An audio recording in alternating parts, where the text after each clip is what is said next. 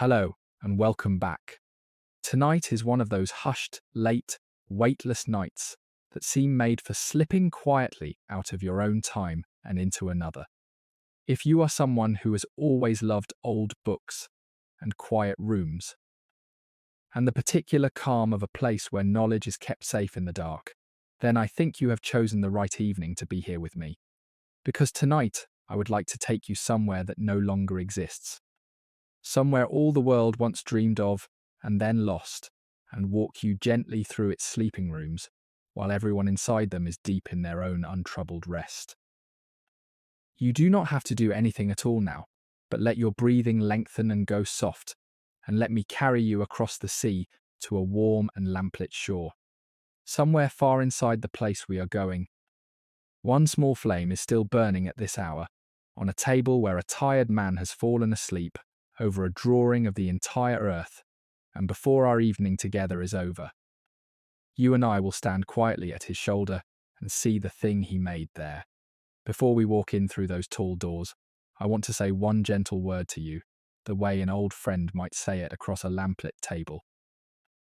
If these long, slow evenings in faraway places are something you would like to find your way back to on the nights you cannot sleep, then you are always welcome to subscribe, and simply to stay a while whenever the dark feels too wide. I love knowing who is out there listening with me, the town whose lights are burning outside your window, the hour the clock has reached in the room where your head is resting, where the rain is moving across the glass or the house has finally gone still and warm around you. You are welcome to leave any of that down in the comments below whenever you like, and I do look through them more often than you would guess. And I carry your names and your far-flung cities with me from one evening into the next. That is the only small and ordinary thing I will ask of you tonight. Everything else waiting for us is old and quiet and patient, and asks nothing at all. Imagine this. It is the deepest part of the night, and you are standing on a smooth stone quay at the edge of a great harbour, in a city that once held itself to be the very centre of the thinking world. The air is warm off the water and faintly salt, and behind you a city of white stone sleeps beneath a sky so crowded with stars that it seems to press gently down upon the rooftops. There is almost no sound. A little water laps at the harbour wall, a rope creaks somewhere, on a ship that is moored, and far out across the bay, upon its own low island, a tower taller than anything you have ever seen lifts a single crown of fire into the night, and lays a long trembling road of gold across the black surface of the sea. That fire is the last thing awake in the whole of Alexandria. That, and one small lamp, in a room we have not yet reached. Come with me. Let us walk in from the water together, very quietly, so as not to wake anyone, and let me show you the greatest home of books the world has ever built. Let us stand here a moment longer, before we turn our backs on the sea, because you cannot understand this place until you have felt the water it was built beside. Alexandria was a city that faced outward, toward everywhere. It had been set down on this narrow strip of coast by a young conqueror who dreamed of a place where all the known world might meet, and after he was gone, his generals made that dream into stone and harbour and trade. Two great bays opened here, divided by a long man-made causeway that ran out to the island offshore, so that ships coming from the west and ships coming from the east could both find shelter. And the wealth of 100 distant ports came flowing in through these gates of water.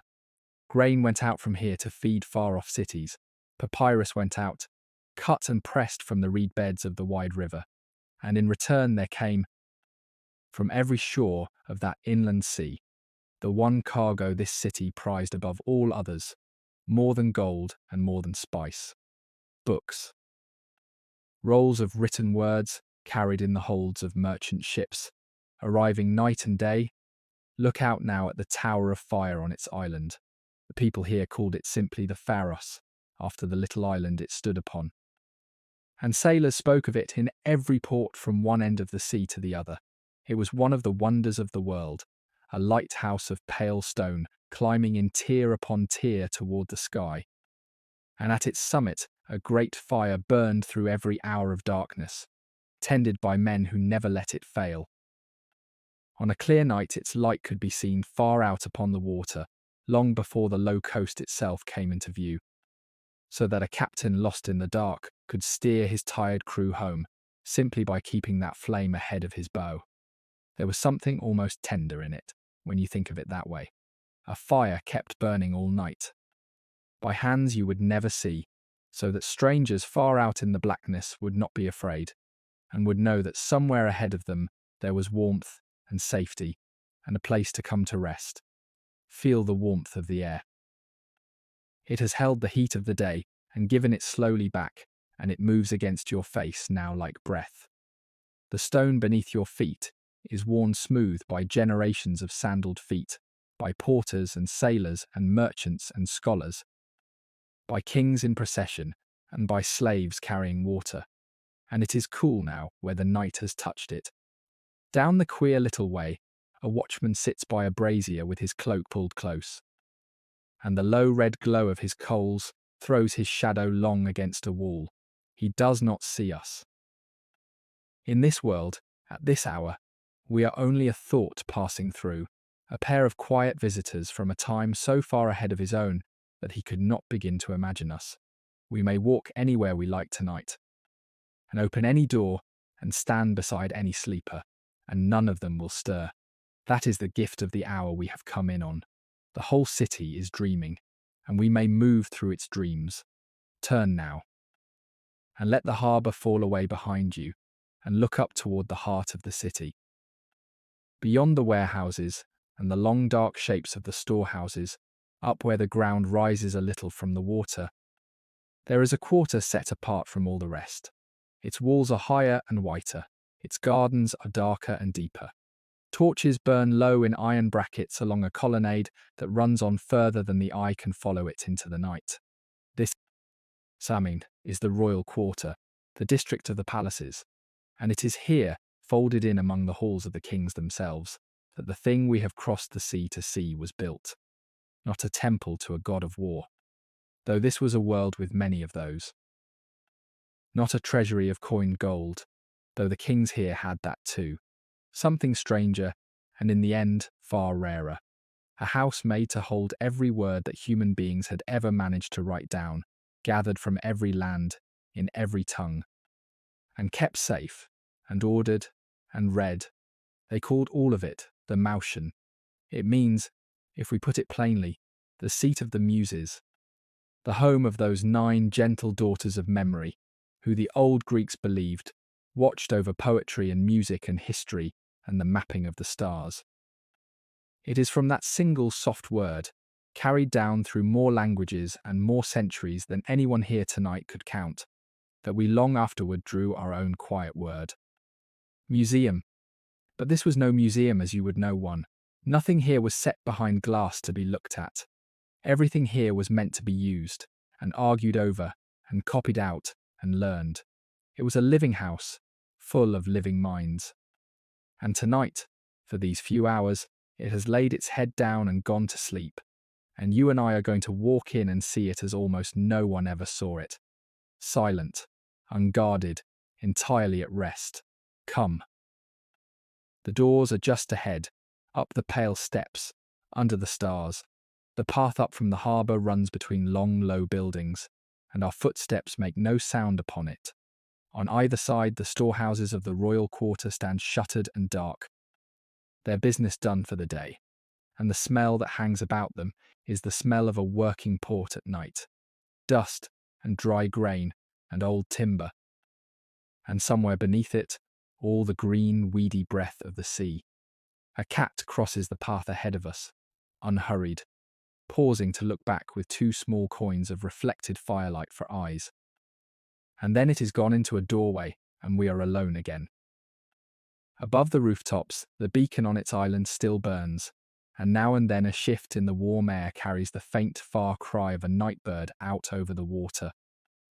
And then even that is gone. The wall of the inner quarter rises ahead of us, higher than a man on horseback. Its stone turns silver under the moon. There is a gate here tall enough for a chariot, and beside it, On a worn stone bench, an old porter has fallen asleep, sitting upright with his back against the pillar, and his staff still loosely held across his knees. His mouth has come a little open. His breathing is slow and even.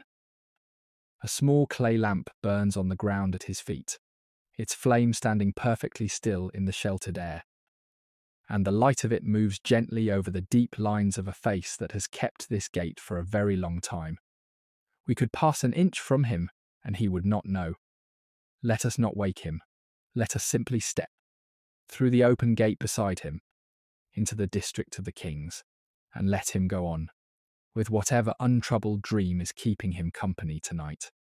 Inside the wall, the world changes. The rough working ground of the port gives way at once to order and to care. The path becomes a broad avenue paved in dressed stone, and it runs straight ahead of us between rows of tall, dark trees, cypress and something sweeter, planted long ago by gardeners who understood that a great mind, like a garden, needs shade and quiet in which to grow. Water runs somewhere close by, in a channel we cannot yet see, with that low, continuous voice that running water has. And the sound of it seems to lower the temperature of the whole avenue by a degree. Here and there along the way, set into the walls, small niches hold the pale shapes of statues, poets and kings and gods, their carved eyes catching the moon, watching us pass with the calm patience of stone.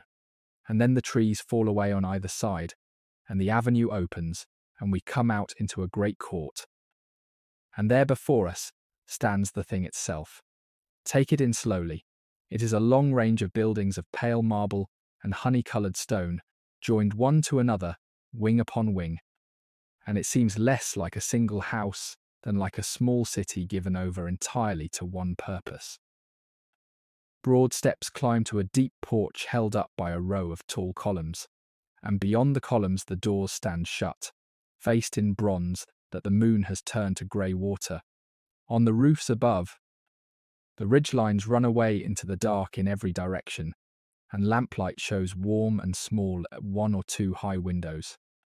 The last few scholars, perhaps, still awake with a problem that will not let them sleep. But most of the great front is dark and hushed and vast, and it waits. This was the palace of the mind. The kings who built it had inherited a hard, brilliant, restless world, broken into warring pieces after the young conqueror died, and every one of those pieces was ruled now by an ambitious general turned monarch, each racing to make his own capital the finest in the world. Some of them chased that glory with armies. The kings of this city chased it with something quieter, and as it turned out, far more lasting. They decided that Alexandria would be the place where knowledge itself came to live, that they would gather the wisest people alive and give them everything, food and shelter and freedom and time, and ask of them only that they think and read and write, and add whatever they could to the sum of what human beings understood. It was an idea so generous and so strange that the world had never quite seen its like, and would not see it again for a very long time. Come up the steps with me. The stone is cool now, and smooth, and each broad tread is worn slightly hollow in the centre, where thousands upon thousands of feet have climbed here over the years, on their way in to read. At the top the porch is deep and shadowed, and the columns rise beside us like the trunks of pale petrified trees, and between them the night air moves gently and smells of stone and of the far-off sea. The tall bronze doors are before us, shut but not barred, for who in this protected quarter would ever think to steal a book? Set your hand against the metal in your mind, and feel how it has held the day's warmth. And now, very softly, without a sound, let us go in. The doors give way before us into a darkness that is not quite dark. We stand a moment on the threshold, letting our eyes find the shapes of things, and slowly the room assembles itself out of the gloom.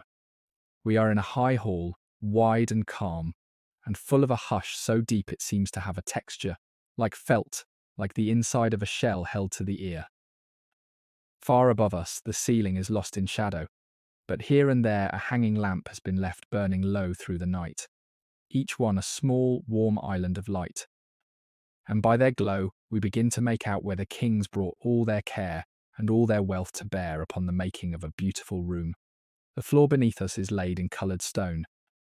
Patterns of leaves and waves and running spirals, cool underfoot and softly gleaming where the lamplight reaches it.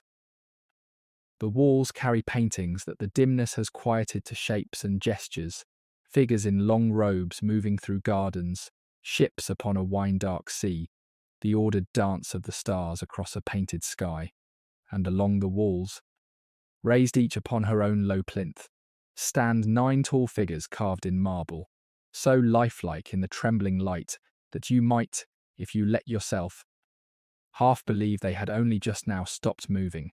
These are the reason this whole vast house bears the name it does.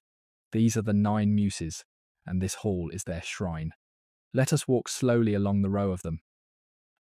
The old Greeks had made these 9 into the daughters of memory and of the king of the gods, and they had given each of them a portion of the world's beauty to watch over.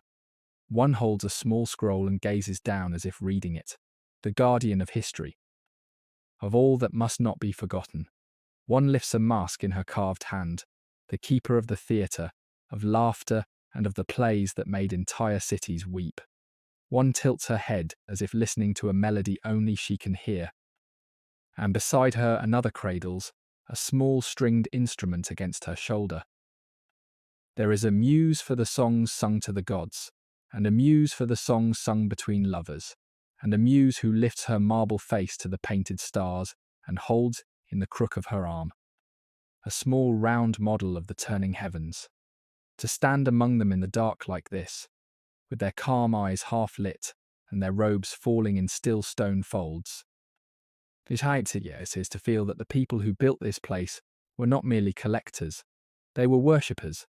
They believed that thought was a holy thing, and that to gather knowledge was to serve something larger than any king. There is an altar here too, low and plain, at the centre of the 9, and upon it the grey remains of the day's offering have gone cold, a little ash, a curl of burnt resin, the ghost of incense still hanging faintly in the still air. For every morning before the work of the day began, the scholars would gather here, in this hall, beneath these 9 watching faces, and make their small offering, and speak the old words, and only then go through to their reading and their writing and their endless patient argument. It bound them together, that daily ritual, the way a shared meal binds a family. They were not only clever men gathered under one roof, they were a kind of brotherhood, sworn in their quiet way to the same long service. The man who first dreamed the shape of all this had been a stranger here, an exile. He had once been a powerful figure in a famous city far across the sea, a pupil of the greatest teacher of that age. And when the tides of politics turned against him, he had fled for his life and washed up at last at the court of the first king of this new dynasty. And there, instead of fading into a bitter old age, he had given the king an idea worth more than any province. Gather the books, he is said to have urged. Not some of them, all of them, every work of every people, brought here and copied and kept, so that no piece of human understanding is ever lost again. Model your house of scholars upon the great school where I myself was taught, where wise men lived and dined and walked together, and thought aloud. Make Alexandria the place where the mind of the world comes home. The king listened, and the 9 marble women before us in the dark are the sign that he did not think of it merely as a matter of shells and inventories, but as something close to prayer. Let us leave the Muses to their long silent vigil. They have watched over this hall through more nights than we could number, and they will watch over it still after we have gone. But the books themselves are not kept here, among the statues and the paintings. They are further in, through the doorway at the far end of the hall, where the real body of this vast house begins, room upon room upon room of them. And it is there that I most want to take you. Step softly. There is a passage ahead, and a warm thread of light, spilling from it across the coloured floor, and it is time we went in among the words. The passage from the Hall of the Muses opens onto something that steals the breath a little, even at this quiet hour, even from us who have wandered here before. It is a covered walk, a colonnade, running away from us into the dark further than the lamps can reach. On one side, a row of columns opens onto a garden court where the night air stirs, and on the other side runs a long, unbroken wall.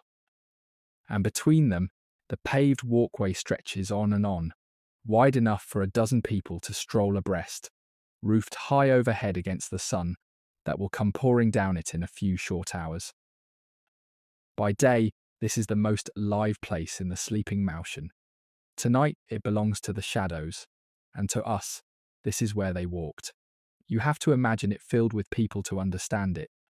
So let your mind pour them in for a moment, gently, the way you might fill a dry riverbed with water and watch it come alive. Here, up and down this very pavement, in the cool of the morning, and again in the long golden hours of the afternoon, the scholars of the Mouseion walked together as they thought. It was their way. They did not sit still to reason. They rose, and they paced, and they talked, 2 by 2 and 3 by 3, back and forth along this shaded colonnade, and the ideas that changed the shape of the world were not written down first and spoken after. They were spoken here, aloud, into the warm, moving air, and only later carried to a desk and set into ink. To walk while thinking, to let the body move so the mind might range more freely, was a habit these men had inherited from the great school across the sea where their founder had been taught, and they kept it faithfully, and this long, quiet walkway was made to give them room for it. Picture them then. A physician arguing with a mathematician about the beating of the heart. A poet reciting a new line under his breath, over and over, testing the weight of one word against another. 2 astronomers with their heads bent close, drawing shapes in the air with their hands, quarrelling gently about the path of a wandering star. A grey-bearded man walking alone, hands clasped behind his back, lips moving, working his way through some knot of thought that has kept him company for years. They came here from everywhere, these people. From the islands and the mainland of Greece, from the old cities of the eastern shore, from the coasts of what we would now call Turkey and Libya and Italy, drawn across the whole sea by the same rumour. That in Alexandria, a person who lived for the life of the mind would be fed and housed and paid, and left gloriously alone to do nothing but think. Nowhere else on earth made such an offer, and so the finest minds of the age came and stayed, and this walkway heard their voices. They lived, most of them, right here within these walls, in quiet cells and comfortable rooms, and they ate together each day at a common table, and the king's treasury paid for all of it, and asked, in return, almost nothing. No taxes weighed on them, no landlord threatened them, no patron demanded flattering verses. A person could arrive here with nothing but a good mind and a letter of introduction, and be given a bed, and bread, and lamp oil, and the freedom of the greatest collection of books in the world, and simply be told, now think and see what you can find. It is hard, from our own crowded and anxious age, to grasp how astonishing that was, to be handed time, to be handed quiet, to be told that your curiosity was worth a king's gold. Whole lifetimes of discovery came out of that single generous idea, and every one of them began with a person walking alone or in pairs, up and down a colonnade, very like this one. Not all of it was gentle. Of course, where you gather the cleverest people alive and set them free to do naught. But think, you also give them a great deal of time to resent one another. There were rivalries here that lasted decades. There were quarrels over a single line of an old poem that split the whole community into warring camps. There were sharp tongues and long memories, and a good deal of wounded pride, for these were human beings and not saints. And the life of the mind has never made anyone kind by itself.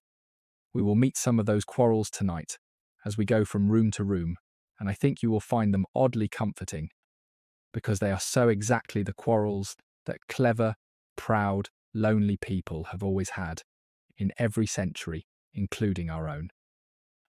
But whatever they thought of one another, they were bound together by this place, and by the work, and by the daily rhythm of the walk, and the meal, and the reading, and the argument that never quite ended. Listen. From the dark garden beyond the columns comes the thin, dry song of crickets, rising and falling. The only voice awake out there, a little breeze moves down the length of the colonnade and touches the back of your neck and passes on, carrying the faint green scent of watered earth and cut leaves. The pavement runs ahead of us into the shadow, and at its far end, where a lamp has been left burning against the wall, the first of the reading rooms is waiting, and beyond it the shelves. And beyond them, more shelves than you would believe. Come, let us go and see where all the words are kept. Before we go in among the books themselves, let us pause in a wide gallery that opens off the colonnade. A long hall lined with painted portraits and carved heads, because it is time you met the people who made all of this possible, the ones whose gold and whose strange devotion built a palace for the mind in an age of swords. Along these walls, in paint gone soft with time, and in marble the moon has turned to silver, are the faces of the royal house that ruled this land, and cherished this house of books above almost anything else they owned. They were not of this soil, these kings. They were the heirs of a foreign conqueror, a line of Greek-speaking monarchs set over an ancient kingdom that was not their own, and they might have chosen, as such rulers so often do, to spend their reigns on war and monuments to themselves. Instead, they chose this. They chose books.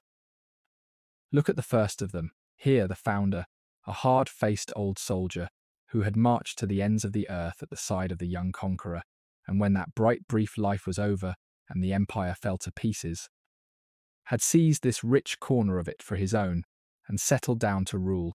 He might have remained only a general to the end of his days, but he had caught, somewhere along all those roads, a love of learning. And he took the counsel of that exiled scholar we spoke of, and he laid the first stone of the great idea, the gathering of all books, the house for all knowledge. And his son, whose face is next along the wall, took the dream and made it enormous. It was he who set the goal that must have seemed like madness, to gather into one place a copy of every book that had ever been written, in every language under the sun, and who poured the wealth of the richest kingdom in the world into chasing that goal across every sea. And his son after him, the third of the line, was the great hunter of books, the one who searched the ships and outwitted the Athenians, and swelled the collection past all reckoning. 3 kings, one after another, each handing the dream on to the next, like a lit taper, and after them more, a whole long dynasty of them, ruling this land for the better part of 300 years. And through nearly all of it, keeping faith with the strange and beautiful idea their forefathers had begun. They quarrelled, this family, bitterly and often, as royal houses do.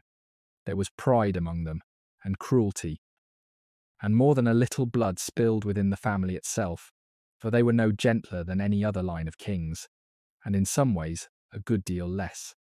I will not pretend they were saints. But whatever else they were the patrons of this house, its shield and its purse. And without their long devotion across the generations, the whole marvel we are walking through tonight could never have existed at all. The scholars thought the great thoughts.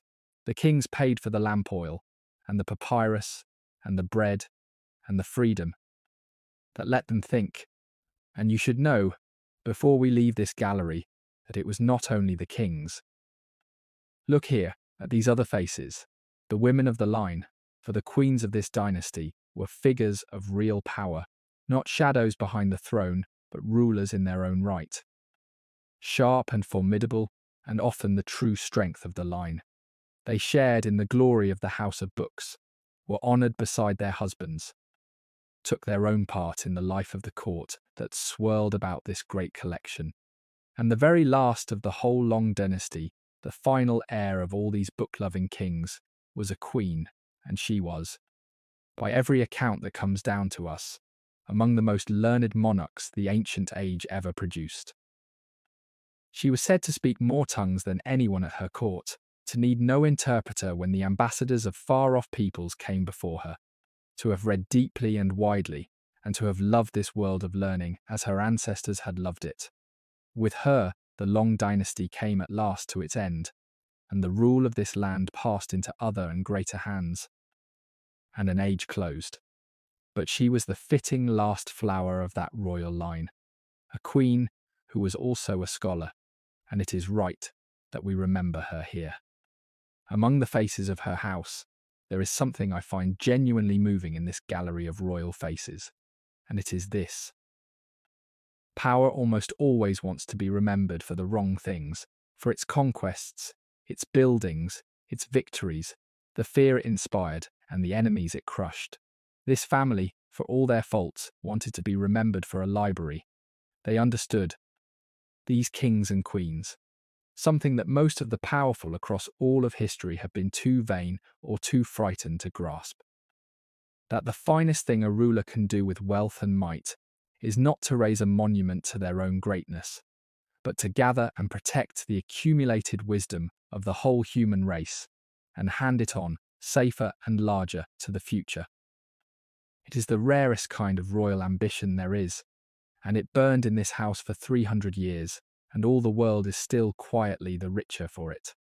Let us leave their faces to the moonlight, these strange devoted monarchs, and go at last in among the treasure they built all this to keep. Before we come to the great rooms of shelves, let me stop you for a moment at a low doorway off the colonnade, because there is something here I want you to understand, a truth so ordinary that most people who have ever told this story have walked straight past it. We think of a library as a place of ideas, of thoughts and arguments and discoveries floating somehow free in the air.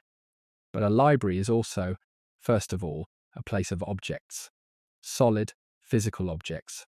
Objects you can hold in two hands, that weigh something, that have a smell, that can be dropped and torn and burned. And before you can walk among the words in this house, you ought to know what the words were actually made of. So step in here with me, into the little room where the raw stuff of it all was kept and worked, and let me show you the body of a book in the age we are visiting tonight.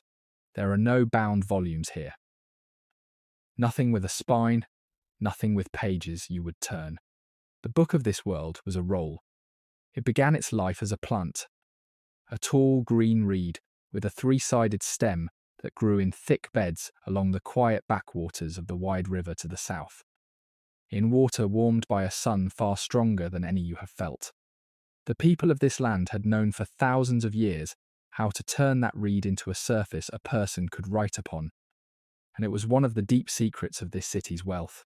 Feel, in your mind, how it was made. The green stalk is cut and its rind peeled away, and the soft white pith inside is sliced into long, thin ribbons. The ribbons are laid down side by side upon a board, edge touching edge, and then a second layer is laid across them the other way, and the two are pressed together, hard, and left to dry. And the plant's own sap glues them into a single sheet, pale and smooth and faintly golden. Ready to take ink, pick up one of these finished sheets in your imagination and hold it to the light of the lamp. It is thinner than you expected, and stronger. And when you tilt it, you can see the faint grain of the fibres running one way on the front and the other way on the back. Bring it near your face. It smells dry and clean and very slightly sweet, a smell like warm straw, like the inside of a basket, like an old attic on a hot afternoon. That smell, more than anything else, is the smell of this whole house.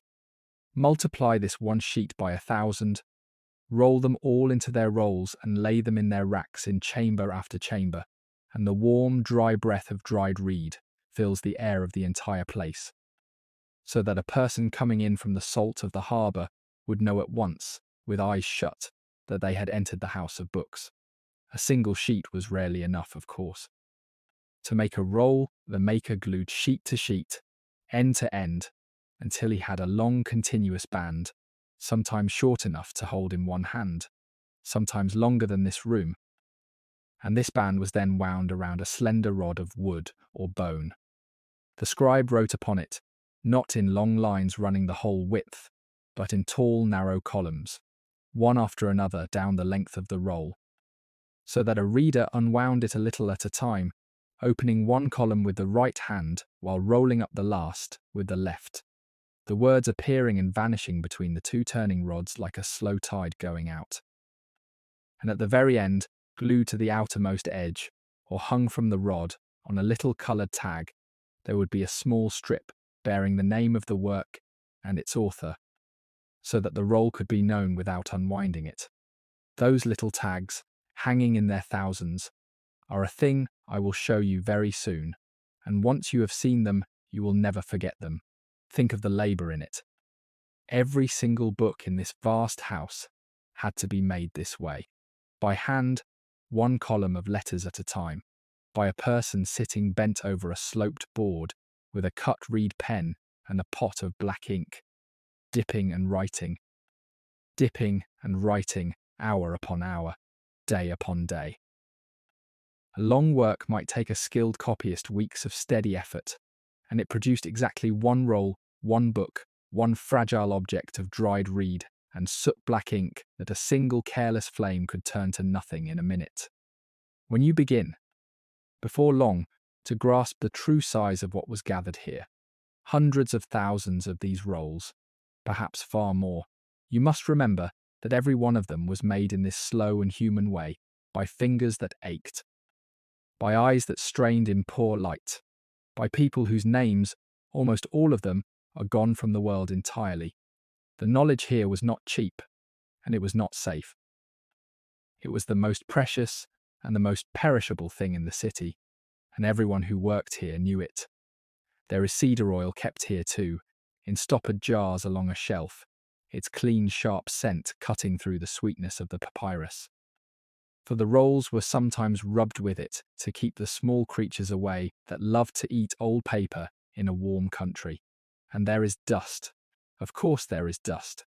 It hangs in the still air where the lamplight slants through the doorway, turning slowly, each mote a tiny star, and it settles on everything, softly, endlessly, the way it settles in every place where books are kept and loved. Breathe it in. It is the dust of the greatest library the world has ever known, and in a moment we are going to walk out among the shelves it has been settling on, chamber after chamber, and I am going to show you how. In a house holding more books than any one person could read in 100 lifetimes, they managed the impossible thing and found a way to lay a hand on any single one of them at will. Come out now, back into the colonnade, and let us go through the tall doorway at its end into the first of the chambers where the collection truly lives. Stand still just inside it and let the size of the place settle over you. It is a long, high gallery, and every wall of it, from a little above the floor to well beyond the reach of your raised hand, is given over to shelving. But not shelving as you would picture it in your own house. There are no flat boards holding books upright in a row. Instead, the whole wall is divided into a honeycomb of small square openings, pigeonholes of dark wood, hundreds and hundreds of them stacked in ordered ranks, and into each opening the ends of many rolls have been slid, so that what you see, wall after wall, is a vast field of little pale circles, the round cut ends of the scrolls, gazing out of the dark like so many quiet eyes. Walk closer. From each cluster of rolls, hanging down over the edge of its opening, is a small strip of stiffened material, a tag, and upon each tag a name has been written in a neat hand, the author, the title, sometimes a number. These are the labels that let a reader know what waits inside each niche without dragging every roll into the light. In the moving air they stir very slightly, a whole wall of them trembling together when a door opens somewhere far off, like leaves on a still tree touched by the ghost of a breeze, and there is something almost living in the sight of it. Thousands of small tongues of pale material, each one the name of a book, each one the whole of a person's life work, reduced to a word or two dangling in the dark. Reach out in your mind and steady one with a fingertip, and read the name upon it, and think that behind that little strip lies a work that some human being laboured over for years, poured their whole heart and mind into, and hoped, more than anything, would not be forgotten. Here, at least. For a while, it was not. Now think about the problem these silent walls were built to solve, because it is a far larger problem than it first appears. Imagine you are a scholar of this house, and you have come in this morning wanting one particular work, a treatise on the tides perhaps, or a comedy by a poet 3 centuries dead, or a physician's notes on the setting of broken bones. It is somewhere in this house. You are almost certain of that, for this house has almost everything. But this place holds more roles than there are people in a great city. They fill chamber after chamber, wall after honeycombed wall, on more floors and in more wings than you could visit in a day. Without some order laid over all of it, some map of the whole, the collection would be worse than useless. A book you cannot find is a book you do not have. The very abundance that made this place a wonder would have made it a labyrinth. A place where knowledge went in and was lost forever in the sheer weight of itself. The people here understood that danger better than anyone before them ever had. Because no one before them had ever gathered enough books to feel it. Smaller collections could be held in a single mind, a single trusted keeper who simply knew where everything was. But no mind could hold this.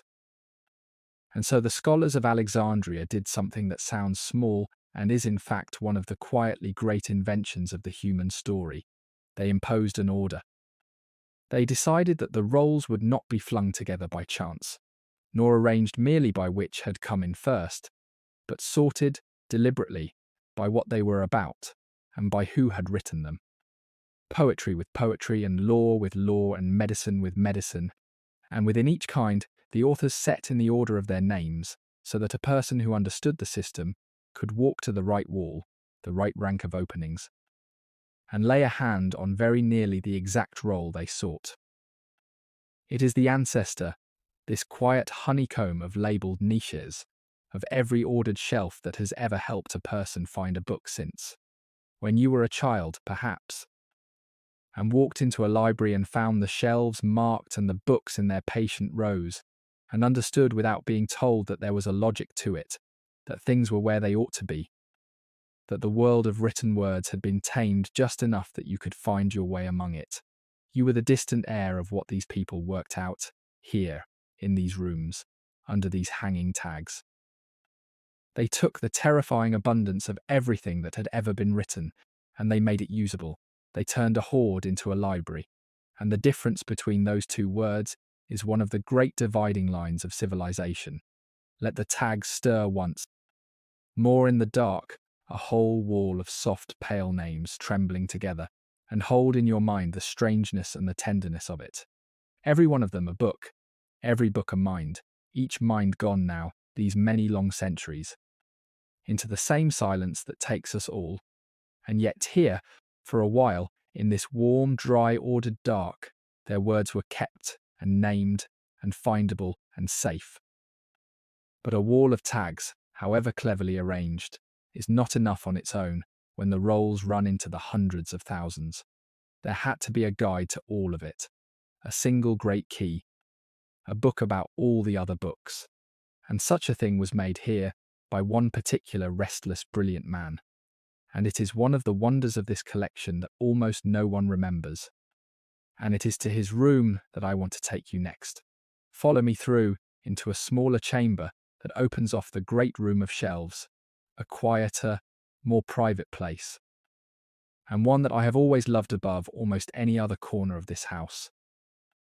There is a single long table here, its surface worn pale and smooth by years of elbows and forearms, and set upon it, arranged with obvious care, is a row of rolls kept a little apart from all the rest, in openings of their own, wearing tags of their own.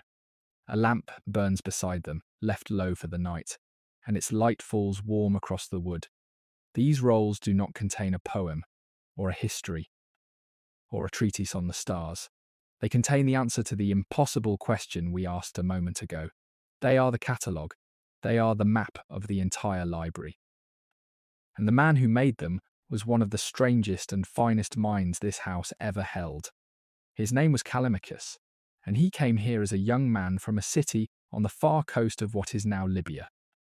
A poet by nature and by ambition, sharp and proud and immensely learned. He never held the highest office here, never carried the title of chief keeper, and yet the thing he built here outlasted, in its way, the work of nearly all the men who did. For Callimachus looked at the terrible, glorious abundance of this collection, the hundreds of thousands of rolls filling chamber after chamber, and he set himself a task that would have broken a lesser will. He resolved to make a complete guide to all of it, not merely a list of what was on which shelf, but a great ordered survey of the whole of written knowledge, author by author, subject by subject, work by work, so that a person might consult his guide alone and learn what had been written, by whom, on any matter under the sun, and where within this house it might be found. He called the work by a plain name that meant, more or less, the tables, or the lists, and its full title was longer and grander, something close to the tables of those who have shone in every branch of learning, together with a record of what each of them wrote. It filled by itself 120 rolls. Think of that. The guide to the library was itself a small library, and into it Callimachus poured an order of a fineness that had never been attempted. He divided all of written work into its great kinds, the poets here, the lawgivers there, the historians, the orators, the physicians, the philosophers, the mathematicians, each in their own division. Within each division, he set the authors in the order of their names, and for each author he gave not only the roll of their works, but a small life of the person where they were born, who their father had been, under whom they had studied, what they were known for, so that a bare name became a human being with a history. And he did one thing more, one small touch that reaches across all the centuries between us and lays a finger directly on the heart. For every single work he listed, Callimachus wrote down its opening words, its first line, the handful of words with which it began. He did this for a plain and practical reason, because in a world where many different works might share a similar title, the surest way to know one from another was by the exact words with which it opened, the way we might know a song from its first few notes. But the effect of it, when you imagine those 120 rolls unwound, is something close to unbearable. A record in one place of how tens of thousands of works began, the first breath of countless books gathered together, and because so nearly all of those books are now lost to us, burned or rotted or simply forgotten, gone as though they had never been, in many cases, those opening words, copied down by this careful, proud man, are the only trace that remains that the whole work ever existed at all. A first line, and then silence. A door, and no house behind it any longer. He was not, by all accounts, an easy man. Callimachus held fierce opinions about how poetry ought to be written, and he was not shy of them, and he made enemies, one of whom we shall meet very soon in the next room, and whose quarrel with him became the most famous feud in this whole house of famous feuds. He believed a poem should be polished, brief, perfect, a small jewel rather than a great slab, and he said as much, sharply, and not everyone forgave him for it. But whatever storms he raised in his own lifetime, the thing he built here, in these 120 rolls, was a gift to every reader who would ever come after. An act of ordering so ambitious and so patient that we have never quite stopped being grateful for it. He is, if any one person can be, the ancestor of the librarian, the first human being we know of who tried to make a true and complete map of everything that had been written down. His 120 rolls, like nearly everything else here, are gone now. We know of them only through the fragments and the quotations that later writers left, scattered like seeds far from the burnt field where they grew. But tonight, they are still here, whole and ordered on their worn table, in the warm island of the lamp, waiting for a morning that in our own time will never come. Rest your eyes on them a moment. The catalogue of the world. Then come with me quietly into the next room, where the menders of broken books did their patient work, and where we shall see how the scholars here not only gathered the words of the past but fought, line by line, to keep them true. The chamber we come to now is narrower, and lined on both sides with rolls that all, when you look at their tags, bear the same 2 or 3 ancient names over and over, in copy after copy after copy. This is a room given over to a single body of work above all others, and to the strange devoted labour of keeping it right. For the scholars here did not only collect books, they repaired them, they compared them, they fought with an intensity that can still take your breath away, to hand on to the future, not just any version of a great work, but the truest version that patient human care could recover. And nowhere did they pour that care more deeply than into the oldest and most beloved poems of their people, the 2 great epics that every Greek child learned, the tale of the long war beneath the walls of a distant city, and the tale of the weary king's 10-year voyage home across the wine-dark sea. Here is the difficulty they faced, and it is worth sitting with, because it is the shadow side of that world of hand-copied rolls we spoke of in the little room of papyrus. When every book must be copied by hand, every copy drifts. A tired scribe skips a line, a careless one repeats one.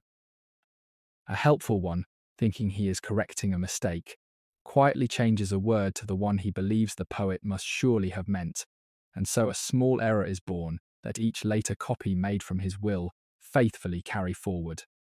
Over centuries, over hundreds of handmade copies passing down through hundreds of hands, the same poem comes to exist in dozens of subtly different forms. This roll with a line the next one lacks, that roll with a word no other shares, and no 2 of them exactly alike.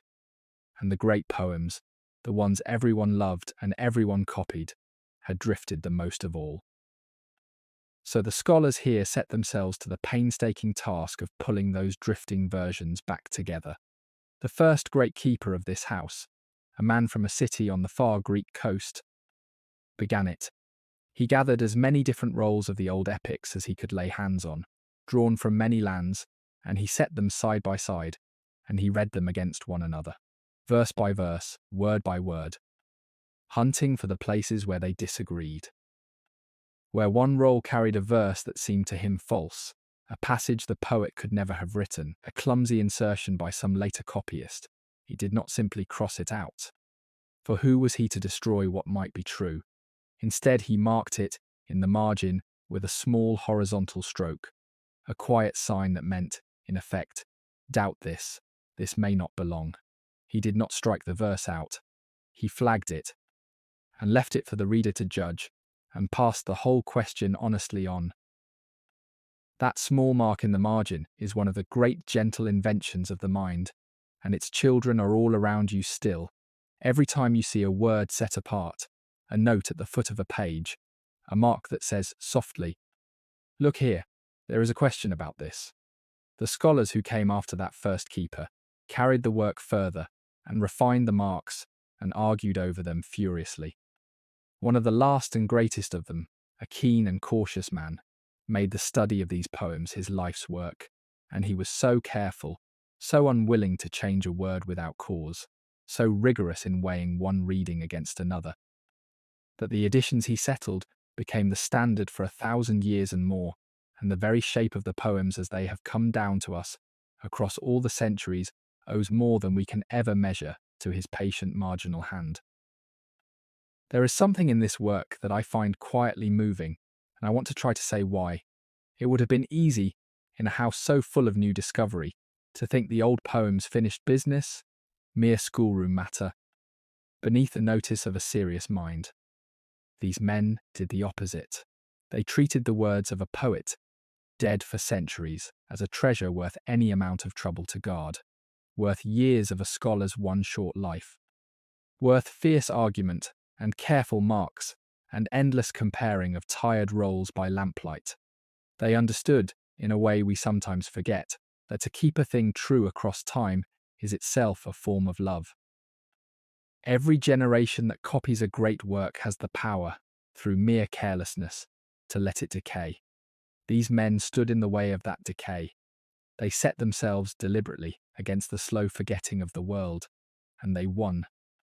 For the poems they laboured over are still read tonight, in your own century, still whole, still singing, because of hands that moved in this narrow room. Look at the rolls along the walls, all these copies of the same few poems, gathered so that they might be compared and corrected and kept. In the low light, the marks are just visible in some of the margins, small strokes and signs made by men who cared more about a single doubtful line than most of us care about anything. They lost their long quarrels over particular words. Most of them, they are forgotten as people, their private lives gone entirely. But the thing they were fighting for survived, and that, in the end, is the only victory a scholar can truly hope for. Come, there is a lighter room next door, and a famous quarrel waiting in it, and I promise you, it will make you smile. This next room is a warmer, more comfortable place, and you feel the change in it the moment you step across the threshold. There are couches here, low and cushioned, drawn up near the shelves, and a scattering of small tables. And the rolls upon the walls are the poets, the makers of songs and stories, the works that people read not to learn a thing, but simply for the joy and ache of the words themselves. Lamplight pools softly on the worn cushions. Someone has left a single roll, half unwound upon a table, as though they meant only to step away for a moment, and never came back, and the tail of it hangs down toward the floor, catching the light. This is the room of living literature. And it was, I think, the place where the fiercest and most human passions of this whole house ran hottest. For here we come to that quarrel I promised you, the most famous feud of the Mouseion. And it is a very old and very recognizable kind of quarrel, the kind that clever people, who work too closely together, have been having since the beginning of time. On the one side stood the proud cataloguer we met a little while ago, the maker of the great tables, who held with absolute conviction that poetry should be brief and polished and perfect, a small flawless thing, and that the age of the vast sprawling epic was over and ought to stay over. A big book, he is said to have declared, is a big evil. He wanted the jewel, not the monument. And on the other side stood a younger man who had been, of all things, his own pupil, and who went and did the very work his teacher despised. He sat down and wrote a long epic, a sweeping, heroic tale of a band of adventurers sailing off across dangerous seas after a fabled treasure, complete with monsters and gods and a great doomed love affair. The whole grand old apparatus that his master had pronounced dead. You can imagine how that went. The two of them fell out completely, and the falling out was bitter and personal and lasted for years, and it split the poets into rival camps. And they wrote sharp verses at one another, sly and clever and cutting, each mocking the other's idea of what poetry should be.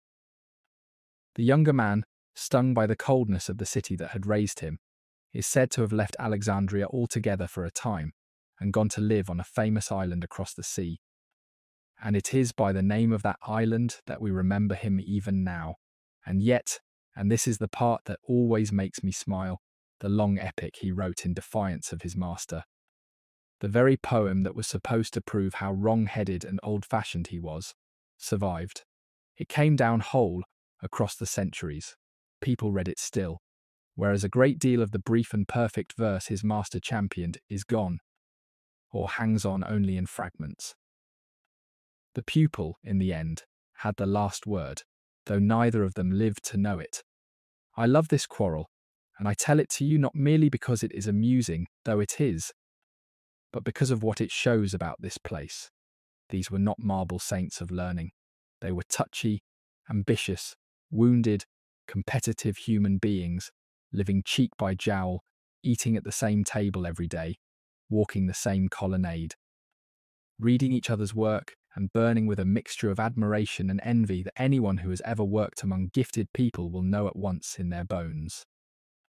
The life of the mind, we sometimes like to pretend, is a serene thing, above the ordinary passions.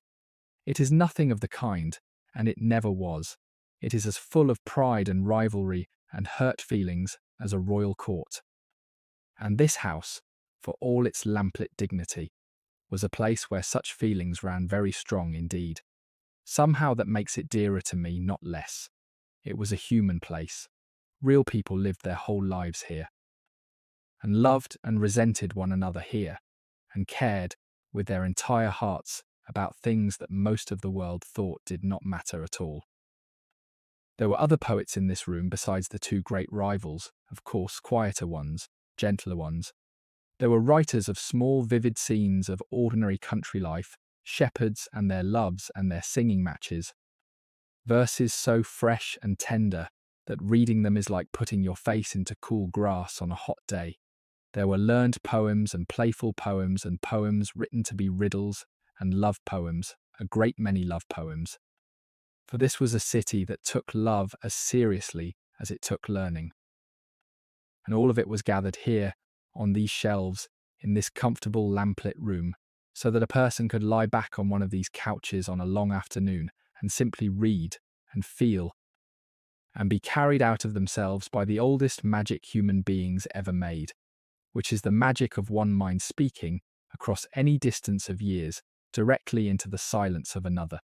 Let us not hurry out of this room. Sit a while, in your mind, on one of these low cushioned couches, in the warm, still air, with the tail of that abandoned roll hanging down beside you and the lamp burning low, and the whole sleeping Mouseion around you, full of poems no living person will ever read again. There is a particular peace in a hall full of stories at night, when the stories themselves are resting, folded shut in their rolls, dreaming perhaps of the voices that once read them aloud. But we have a good deal further to go. You and I, and the next chamber I want to show you is one of the true marvels of this library, a place where a single man, with a stick and a shadow and a quiet afternoon, worked out the size of the whole earth. Come, let me show you the map of the world.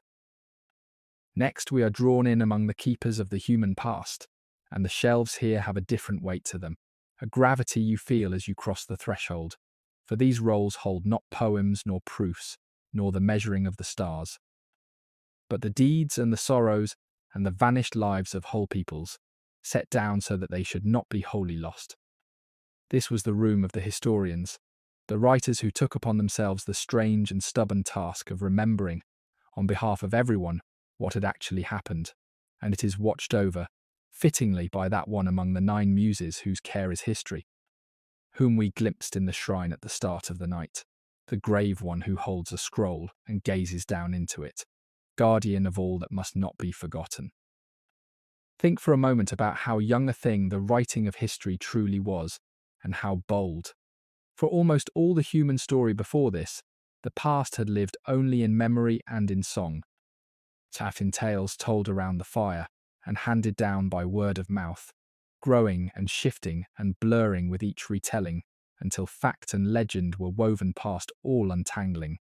And then, not so very long before this house was built, a handful of remarkable people had done something new.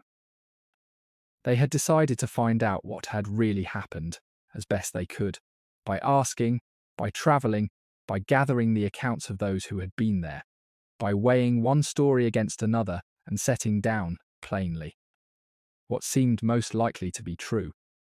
The first of them, a great wanderer and asker of questions, travelled all around the known world, gathering the customs and the histories of every people he met, and wrote them down in a vast, sprawling, curious book, and earned for himself a name that has followed him down all the ages, the father of history. And another, harder and colder and more exact, wrote the story of a terrible war he had lived through with such unflinching honesty, such refusal to flatter or console, that his account still stands as a model of how the truth of hard events should be told. Their works were here, on these shelves, gathered and copied and kept, and around them all the other histories the scholars here could lay their hands on.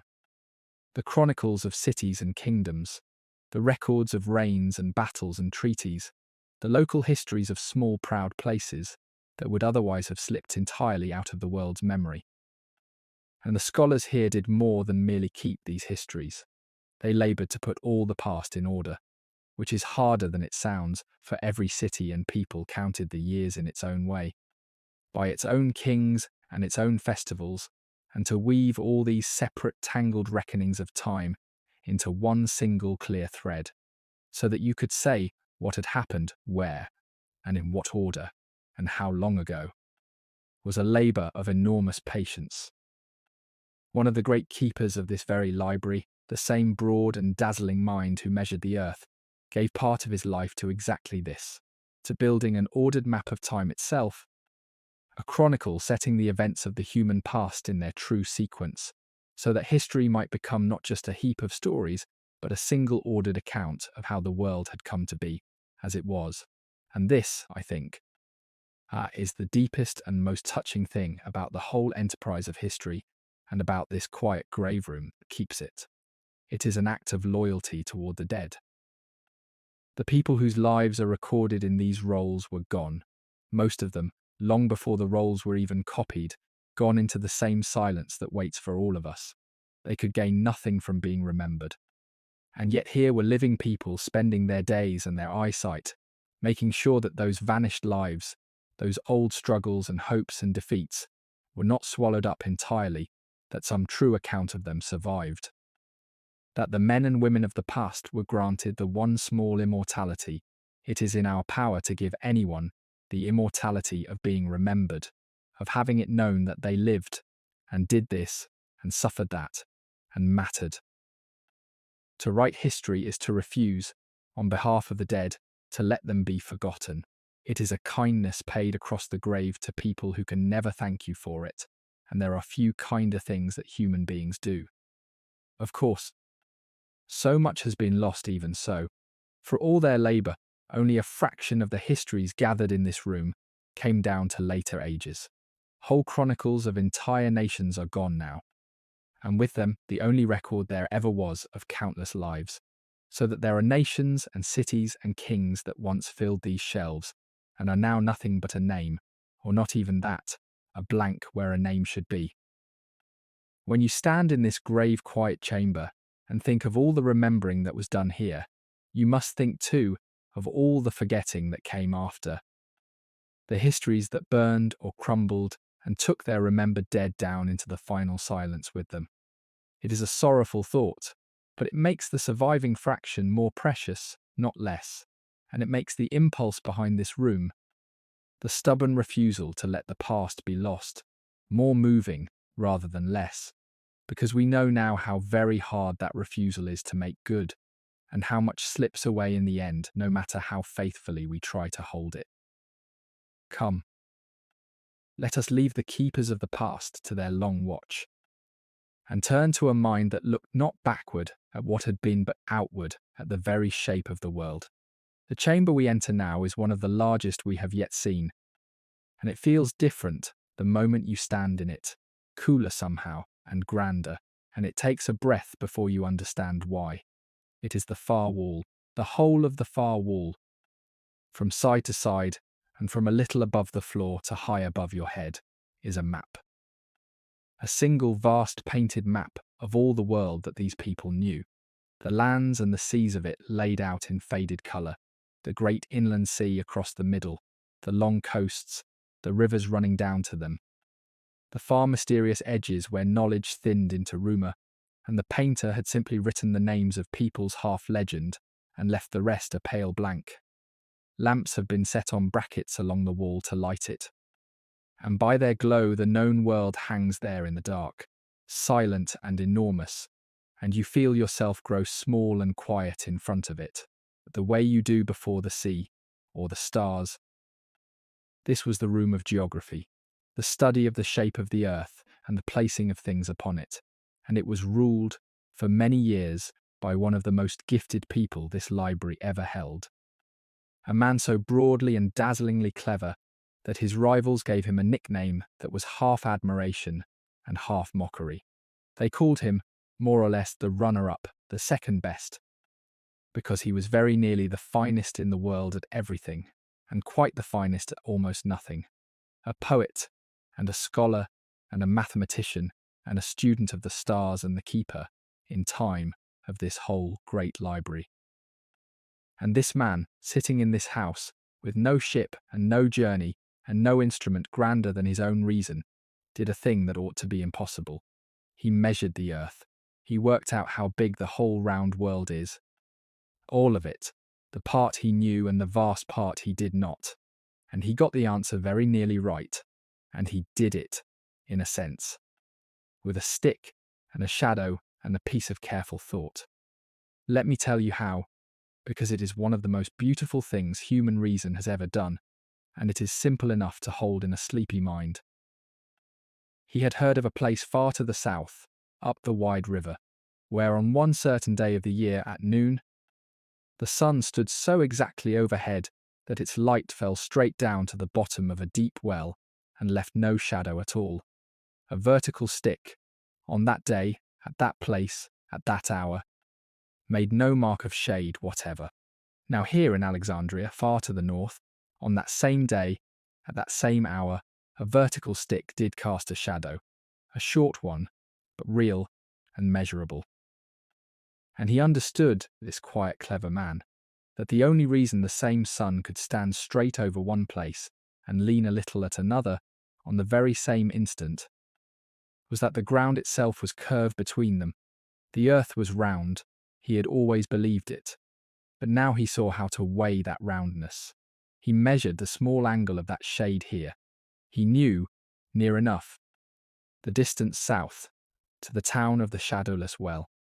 And from those two ordinary numbers, an angle and a distance, by a piece of reasoning any patient child could follow, he calculated how far it must be, all the way around the entire globe. The figure he arrived at was astonishingly close to the truth. So close that when, very many centuries later, people at last sailed all the way round the world and measured it in earnest, they found that this man, sitting in a lamplit room in Alexandria with a stick and a shadow, had come within a whisker of the real size of the planet we live upon. He never left the library to do it. He never crossed a sea or climbed a mountain. He simply looked at a shadow and thought, harder and more clearly than almost anyone had ever thought before, and the shape and the size of the whole earth gave itself up to him. There is no discovery I love more than this one, and I think it is because of how gentle it is, how quiet, how utterly without violence or conquest. A man weighed the world with sunlight and arithmetic, and hurt no one, and took nothing from anyone, and left the whole of humankind richer forever. Stand in front of the great painted wall and let that settle over you. Everything on that map, every coast and river and named land, someone had to learn and gather and set in its place patiently from the reports of sailors and soldiers and merchants and wandering scholars, from 1,000 scraps of hearsay, weighed and sifted and fitted together into a single ordered picture of the world. And around it all, holding it, was this one man's astounding knowledge that the earth was a globe of a certain measurable size, so that the map was not just a picture, but a true small model of a real round thing turning in space. To make a map is to make a claim about the shape of everything. These people made that claim more boldly and more correctly than anyone before them. And they did it here, in this room, on this wall, by the light of these same lamps. And now look, on a low table beneath the great map, the man himself, or someone very like him, has fallen asleep over his work. This is the sleeper I promised you, all the way back at the harbour, when I told you one small flame was still burning in a far room. Here he is. His head is down upon his folded arms, turned to one side, and beneath his cheek, half unrolled, is a sheet marked all over with lines and angles and small careful figures. The angle, the distance, the reasoning laid bare. The lamp beside him has burned low and steady, and it lights the grey in his beard and the ink on his fingers and the deep quiet of a face that has thought its way to the edge of the world and can rest now. We will not wake him. We will only stand here a moment, at the shoulder of a man who measured the earth, and then go softly on, and leave him to his well-earned sleep, and to whatever the mind that weighed a planet chooses to dream. Let me take you up now, out of the rooms of shelves, by a narrow stair that climbs in the thickness of the wall, worn hollow at the centre of each step, turning and turning until it opens all at once onto the roof, and the whole enormous night. Stand still and let it take you. Above us, the sky is thrown wide, a vast black bowl, crowded thick with stars from edge to edge, more stars than you have ever been allowed to see in your own bright and sleepless age. The faint dust of them smeared in a great pale river, straight across the middle of the dark. The warm air moves gently up here, unhindered, smelling of the far sea. And below us on every side the sleeping city spreads away in low pale shapes, and beyond it the harbour, and beyond that the single distant crown of fire on its island tower, small now and far and steady. This flat roof was a place of work, as surely as any room below it, for here the astronomers came up in the deep clear nights to watch the sky and to measure it. There are instruments up here still, dark shapes against the stars, rings of bronze set in careful frames, and sighting rods, and graduated arcs. The patient tools with which these people learn to pin down the exact place of a star, or the height of the moon above the edge of the world. By day, this was a hot, bare platform. By night, it became the finest seat in the city, from which to study the one thing that has drawn human eyes upward since the very beginning, the slow, majestic wheeling of the heavens, and the handful of bright wanderers that move against it on paths of their own, which the Greeks called simply the wanderers, and which we have ever since called the planets, two fine minds who worked beneath this sky. I especially want you to carry away with you, though they laboured lifetimes apart. The first was a man from an island in the Eastern Sea, and he did a thing so bold that his own age was not ready for it, and largely set it aside. He looked at the wheeling heavens, and at the wandering of the planets, and at the sun that ruled the day, and he proposed, quietly and with careful reasoning, that the earth beneath his feet was not the still centre of everything after all. He suggested that the earth itself moved, that it turned upon itself to make the day and the night, and that it, and all the wandering planets with it, swung in great circles around the sun, and that the sun stood still at the heart of it all. It was a staggering leap, and it was very nearly right, and it would be the better part of 2,000 years before the world was ready to agree with him. Almost no one in his own time believed it. The idea was too strange.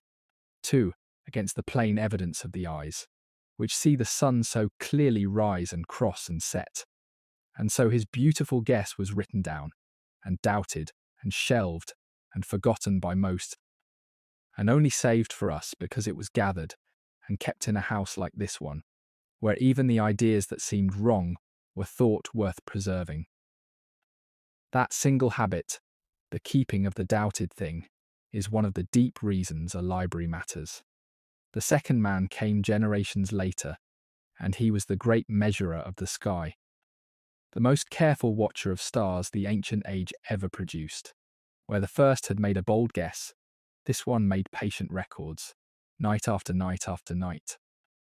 And out of them he did something no one had ever managed. He drew up a catalogue of the stars. He fixed the position of each of the brighter ones with a care no one had shown before, and he sorted them by their brightness into ranks, the brightest of the first rank, down to the faintest the eye could hold. A way of grading the stars that astronomers, in their own instruments, still quietly use tonight. And by comparing his own careful measurements against those left by watchers long before him, he noticed something almost impossibly subtle, a tiny slow shift in the whole framework of the heavens, as though the entire sphere of stars were very gradually turning. Over ages far longer than any human life, a great slow wheeling that takes many thousands of years to come round. To have caught that, with the naked eye and bronze rings and sheer relentless patience, is one of the quiet miracles of human attention. Lie back, in your mind, upon the warm stone of the roof, the way the astronomers surely did in the small hours, when their eyes grew tired, and simply look up. The same stars are over you now, in your own bed, in your own night. has hung over them here, that is worth resting on for a moment as you drift. The particular flame on the island is long cold, and the roof is dust, and the bronze rings are melted, or buried, or gone. But the stars they charted are the very stars above your roof tonight, in almost exactly the places these people fixed them. And when you look up on a clear night and find the bright ones, and know a few of their names, you are using, without ever thinking of it, the gentle inheritance of watchers who lay on this very roof and gave those points of light their order and their ranks. They mapped the sky so that we would not have to begin again in the dark. Rest here a while under it. Then we will go back down, for there is a room below where the purest and most lasting kind of order was made, out of nothing but lines and reason. And it is one of the quiet cornerstones of the world. Down the worn stair again, out of the great wheeling night, and back into the warm lamplit hush, and along a short passage to a plain and quiet room that does not look, at first, like the birthplace of anything at all.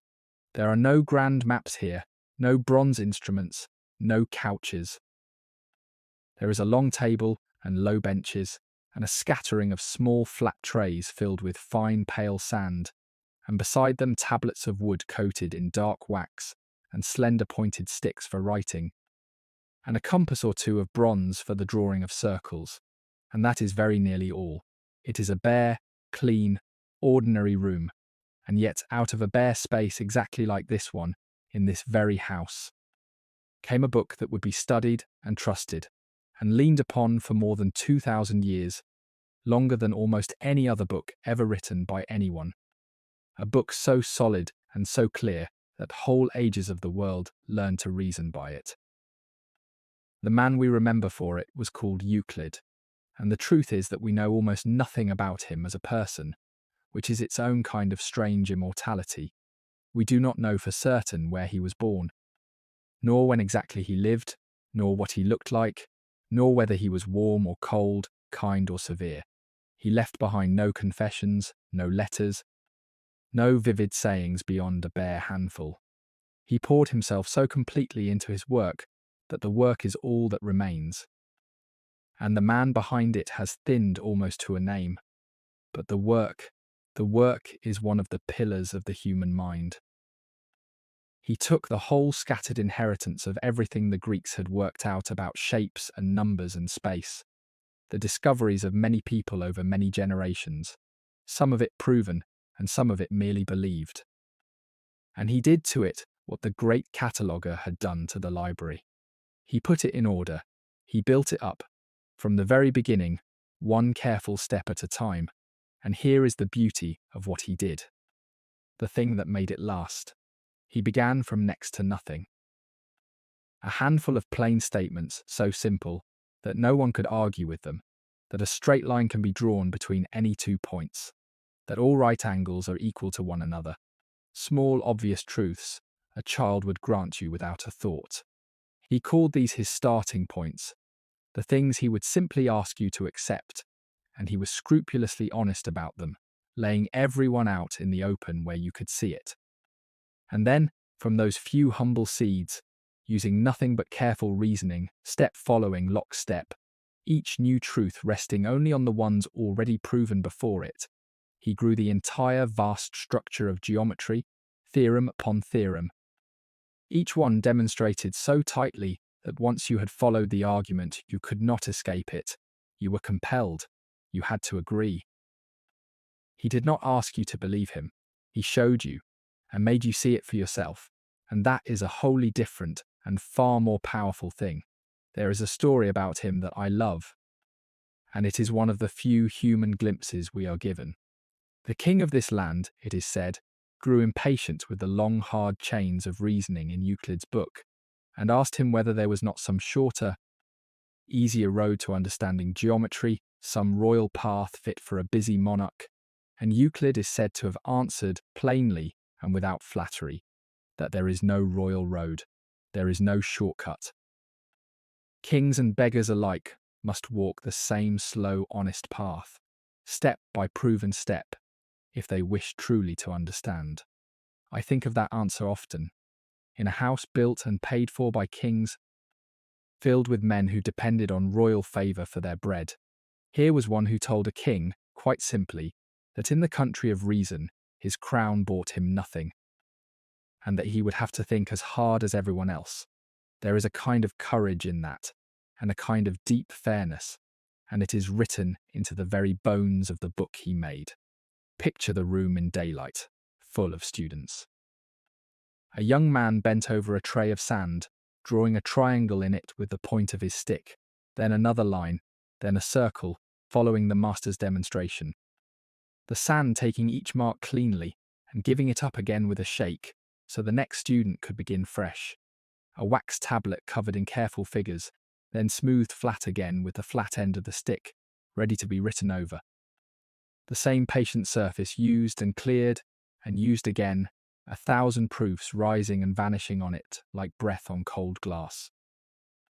This is how the most durable book in the world was learned and taught, on sand and wax, with the cheapest and most temporary materials imaginable, and yet what was drawn upon them was the most permanent thing human beings have ever made. Truths that were as true before there were any people to see them, and will be true long after we are gone. That a thing cannot be, and not be at once. That the parts are equal to the whole.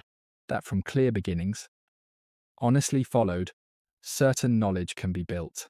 Rest your hand, in your mind, in one of the cool trays of pale sand, and let it run through your fingers. Somewhere in this room, on a surface just like this, the diagrams that taught the world to reason were first drawn, wiped away, and drawn again. The sand does not remember them. It does not need to. They were carried out of this room in the minds of the students, and copied onto rolls, and copied again and again down all the long chain of the centuries, until they reached the schoolroom where perhaps you yourself first met them. A triangle, a circle, a proof, a small, hard, clean certainty in a soft, uncertain world. That is what was made here, in this bare, quiet space, by a man we can barely see. Come. Next door, there is a chamber of a very different kind, where scholars turned their careful attention not to the shapes of space, but to the workings of the living body, and where the same patient courage was needed. And cost more, the chamber I bring you to now asks for a gentler step and a quieter voice. And I will keep both, for it is a room where human beings turn their long patient gaze upon themselves, upon the fragile miracle of the living body, and tried, for almost the first time in an honest and careful way, to understand how it is made and how it works. Along the walls hang bundles of dried herbs, their scent green and bitter and clean in the still air, and on the shelves stand rolls that carry the names of the great healers of the past, and among them the gathered writings of the most famous physician of the old Greek world, the man whose followers swore, and swear still in our own day, to do no harm. There are instruments here too, laid out in careful order on a cloth, slender things of bronze, probes and blades and forceps, the tools of a craft that tried, against enormous ignorance and enormous fear, to mend what was broken in the human frame. This was a great centre of medicine, one of the finest the ancient age would ever know, and the reasons for it are worth understanding gently. In most places, and in most times, there were deep and solemn prohibitions against opening the human body, powerful feelings of reverence and dread that kept the inside of a person a sealed mystery even to those who most wished to heal it. Here, for a brief and particular season, under the protection of the kings, some of those old barriers were set aside, and a small number of careful scholars were permitted to look directly at the hidden architecture within, and to learn from it. I will not take you into the details of that work, for it was hard and solemn and not the stuff of a gentle knight, and it raised questions of right and wrong that troubled thoughtful people even then, and trouble us still. It is enough to say that they looked where almost no one had been allowed to look, and that what they saw, they wrote down with care, and that the writing down was the point. Two names above all belonged to this room, two physicians who worked here in the early days of the house, and pushed the understanding of the body further than anyone before them. The first turned his attention to the head, to the soft grey substance sealed within the skull, and he traced, as no one had before, the fine pale threads that run out from it through the whole body, and he understood, in a way earlier ages had not, that it was this hidden organ, and not the heart, that was the true seat of thought and feeling and sensation, the place from which the self somehow arises. It is one of the great turning points in our long effort to understand ourselves, that moment when a careful watcher first grasped that the mind lives in the head, and it happened here, in this house, in the quiet company of the herbs and the rolls and the bronze tools. The second physician gave his attention to the vessels that carry the tides of life around the body, the fine channels branching everywhere beneath the skin. And he came remarkably close to understanding truths about the heart and the flow within us that would not be fully grasped again for many long centuries. What moves me about this room is not chiefly the discoveries, though they were great. It is the union in it of two things we do not often expect to find together: cool, patient science and warm human tenderness. For all their careful looking, these were healers first. The oath sworn by the followers of the great physician whose rolls are shelved here was above all an oath of gentleness, a promise to help and not to harm, to guard the sick person's dignity, to keep their secrets, to come into the house of suffering as a friend and not a judge. They believed that to study the body coldly and to care for the person warmly were not opposites but partners, that the more truly you understood the frame of a human being, the more skillfully and kindly you could ease its pains. In an age with so little to offer against sickness and death, so few real remedies, that union of knowledge and kindness was very nearly all that a physician had to give, and they gave it here, as well as anyone in the ancient age ever did. Think for a moment of all the ordinary human fear and hope that must have passed through a room like this. The frightened person come to ask about a pain that would not leave. The mother, sleepless, seeking help for a burning child. The old man wanting only to be told, honestly and kindly, how much time was left to him. Behind the cool rolls of anatomy and the bright bronze tools lay an ocean of suffering and love, of people longing to be well or to keep the ones they loved a little longer in the light. The scholars of this room could not save most of them. No one could in that age. And no one can save all of us in ours. But they tried, with real knowledge and real kindness, to understand the body well enough to ease it, and to comfort where they could not cure, and that effort, patient and humane, and mostly defeated and undertaken anyway, is one of the noblest things human beings have ever done, and it lived here, among these herbs, in this careful room. Let the bitter green scent of the dried herbs go with you as we leave. It is the smell of every attempt human beings have ever made to gather the small kind powers of the earth against the great blind force of sickness. And it is a smell as old as care itself. We turn now to something far lighter, a room of wonders and toys and cleverness, where the same restless Alexandrian mind that measured the earth and charted the stars and read the secrets of the body turned itself, for pure delight, to the making of astonishing machines. Come and see the engines of Alexandria, and let yourself be amazed. Here is a chamber to lift the heart a little after the gravity of the last, and I have saved it for just that reason. For it is full of the sheer inventive playfulness that great cleverness so often runs to when it is happy and unafraid. This is a workroom, cluttered and wonderful. And it is unlike any other room we have walked through tonight.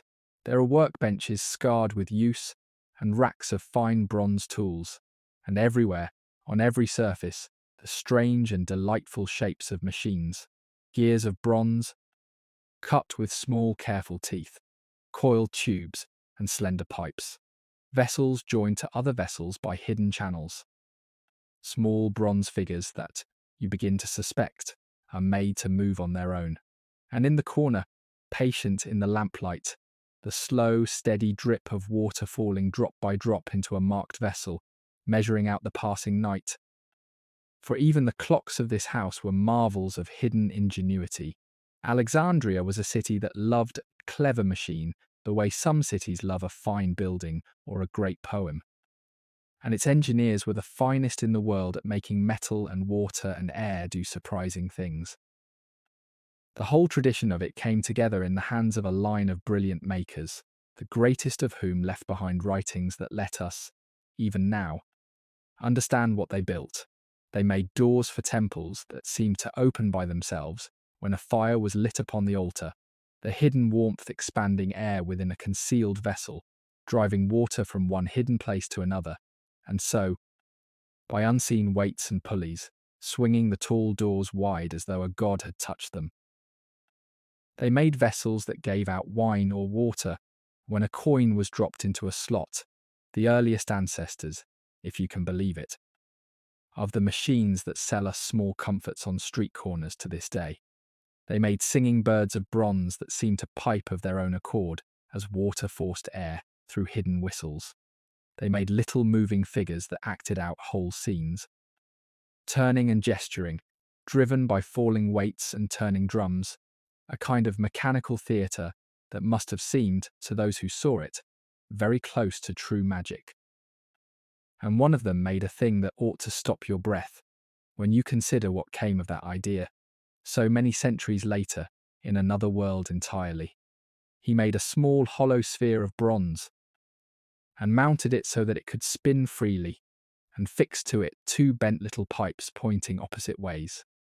Beneath it he set a vessel of water over a flame and led the steam from the boiling water up into the sphere, and out through the two bent pipes, and the force of that escaping steam, pushing against the still air, spun the little sphere round and round, faster and faster, a small, bright, whirling toy of hot metal and vapour.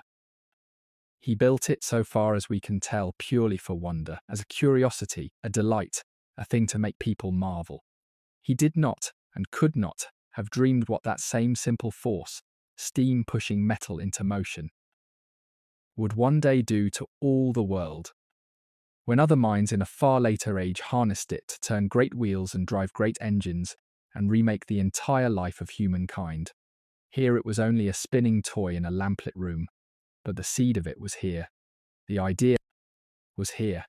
In this house, on a bench like this one, someone made the steam turn the metal, for the pure joy of the thing. That, I think, is the true spirit of this room, and perhaps of the sleeping house. Not everything made here was solemn, or useful, or grand. A great deal of it was play. These were people so alive with curiosity, so delighted by how the world worked, that they could not help tinkering, trying, building small, clever wonders, simply to see if they could, and to make one another marvel. And it is one of the deep and slightly comic truths of the human story that so much of what has changed the world began exactly this way, not as a stern, useful project, but as a toy. A game, a piece of showing off between clever friends. The line between play and discovery is far thinner than we like to pretend. The mind at play is the mind at its most free, and the free mind is the one that stumbles, laughing, onto the ideas that the serious plodding mind would never have dared. Watch the little bronze sphere in your mind, spinning on its mount, throwing off its faint whirling glitter in the lamplight, driven by nothing you can see. And let yourself feel the wonder that the people of this house must have felt, standing exactly where you stand, watching metal move as if alive. They did not know what it meant. They did not need to. It was enough that it was strange and beautiful and clever and theirs. The whole house was in a sense a machine like this one, a great gathered engine for turning curiosity into understanding, spinning quietly away in the dark at the edge of the sea, throwing off marvels, most of them lost now, a few of them saved, and the light of those few still reaching us across all the centuries between. Let the small patient drip of the water clock go on, measuring the night behind us, as we step out of this room of wonders. We have seen the Greek learning of this library, its poems and its stars, and its clever machines. But this was never only a Greek collection, for all that Greek was the tongue its scholars spoke and wrote. Its kings had dreamed of gathering every book of every people, in every language under the sun. And in the next room, I want to show you the shelves where the words of the whole wide world were kept, the strange scripts and the foreign wisdom, and to tell you of the greatest act of translation the ancient world ever attempted. Come this way. This chamber feels older somehow, and stranger, and you sense the difference before you can name it. The rolls upon these shelves do not all bear the flowing letters we have seen everywhere else tonight. Look closer, in the low light. Here are tags marked in the tall, proud figures of the old picture writing of this very land of Egypt. Signs of birds and eyes and reeds and water. Here are rolls whose foreign titles curl and stack in scripts from the far eastern kingdoms beyond the wide rivers. Here are the wedge-shaped marks pressed long ago into the clay of an older world still, brought here from the libraries of vanished empires. This is the room of the world's other tongues, and it is the truest sign of how vast the ambition of this collection really was. For the kings who built it did not want merely the books of their own Greek people. Glorious as those were, they wanted, quite literally, everything, each book of each people, in whatever tongue it was written, gathered under one roof and made to speak to one another at last. It was an idea almost mad in its greatness. The known lands were wide and full of peoples, ancient and proud, each with its own long memory, written down in its own way, its histories and its laws, its prayers and its remedies and its old stories of how the world began. And this library set out to gather all of it. They sent for the sacred records of Egypt itself, the temple learning of a civilization already unimaginably ancient when the Greeks were young, and had a learned priest of the old faith set it down in their own tongue, so that the newcomers might read the deep past of the land they now ruled. They sought the star law and the histories of the old eastern lands between the rivers, the accumulated watching of sky watchers who had studied the heavens for longer than anyone. They reached, through the long threads of trade and travel, toward the wisdom of lands so far to the east that they were barely more than a rumour of holy men and strange, gentle teachings under distant suns. Whatever a nation had thought worth writing down, this house wanted a copy of it, and set its translators to the patient labour of carrying it across the great gulf from one language into another. That labour of translation is, when you stop to feel it, one of the quiet, heroic acts of human civilization. And it went on constantly in a chamber like this one. Think what it asks of a person. To hold two whole worlds in one mind at once, two tongues, two ways of seeing, and to carry a thought gently from one to the other, without breaking it, without losing the fragrance of it. Finding for a word that lives in one language some sister word in the other that means very nearly, though never quite exactly, the same. It cannot be done perfectly. Something is always left behind at the border, some shade, some music, some turn of thought that simply will not cross. And yet the translators try, and mostly they succeed well enough, and by their trying the walls between peoples grow, for a while, a little lower, and a Greek in Alexandria may read the deep wisdom of Egypt or the star charts of the East, and a whole world of understanding that would otherwise have stayed sealed behind a strange script is opened and shared and saved. For that is the other great gift this room made to the future, beyond the mingling of living peoples. It saved. Some of the works copied and translated here, gathered from lands whose own libraries would later burn, or crumble, or be forgotten, survive today only because a scholar in this house thought them worth carrying into Greek and setting on these shelves. The original may be dust these 2,000 years, the language it was written in half forgotten, the people who made it scattered to the winds of history, and yet the thought lives on, because someone here refused to let a border of language be a border of memory. To translate a thing is, in the deepest sense, to keep it alive, to give it a second body, when its first one fails, and this room was a great workshop of exactly that patient keeping. And there is one act of translation, born in this city and bound up forever with this house that I want to leave you holding as we go, for it became one of the most consequential books in the whole history of the world. And its story is gentle and strange and beautiful. In this city there lived a large and settled community of the Jewish people who had made Alexandria their home and who spoke by now the Greek of the streets around them rather than the ancient holy tongue of their scriptures. And so it was resolved, with the blessing of the king, that their sacred books, the deep old lore and history and poetry of their faith, should be carried over into Greek so that they might be read by those who had lost the older language, and kept in this vast house alongside all the other wisdom of the world. It was, so far as we know, the first time that those particular scriptures had ever been rendered into another tongue at all, and I will tell you the lovely old story of how it was done in the very next room, on the little island where it is said to have happened, for it deserves a quiet corner of its own. Come with me, back down toward the water. The translators are waiting. Come down with me now, out of the vast house entirely for a little while, back down the sloping avenue toward the water, for the story I want to tell you happened not in the library itself, but out there, upon the low island where the far fire burns, and it is one of the loveliest and strangest tales this city ever kept. The night air grows cooler as we near the harbour, and the salt of it sharpens, and away across the dark water the tower of flame throws its long gold road toward us over the swell. On that same island, generations ago, in a set of quiet cells apart from the noise of the port, a company of learned men once sat down together to perform a small miracle, and the book they made there travelled further and changed more than almost any single book has ever done.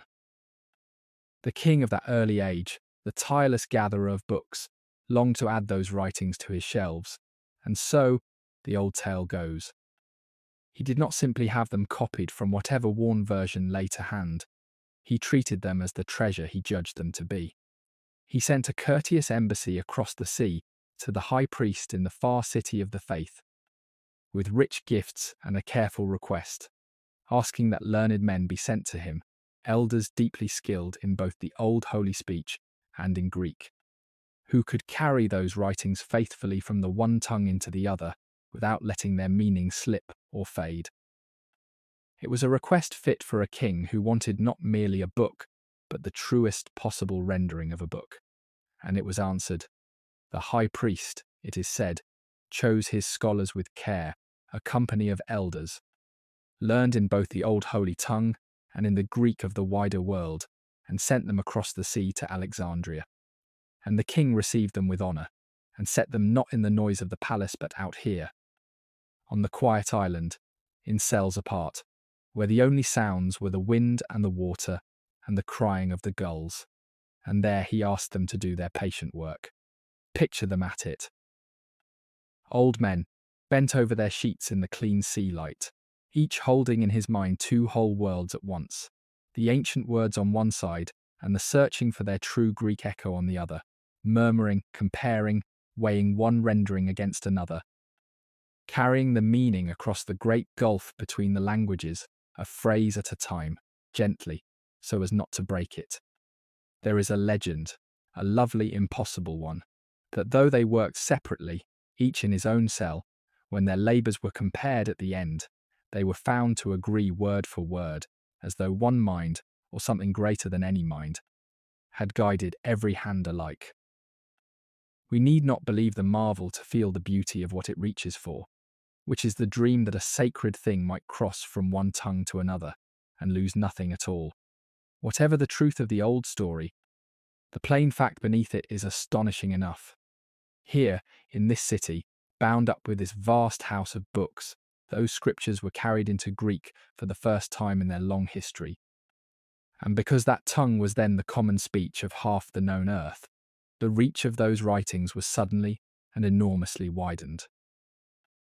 Words that had lived within one people now stepped out into the wide, bright, common world and could be read by anyone who read it at all, from one end of the sea to the other.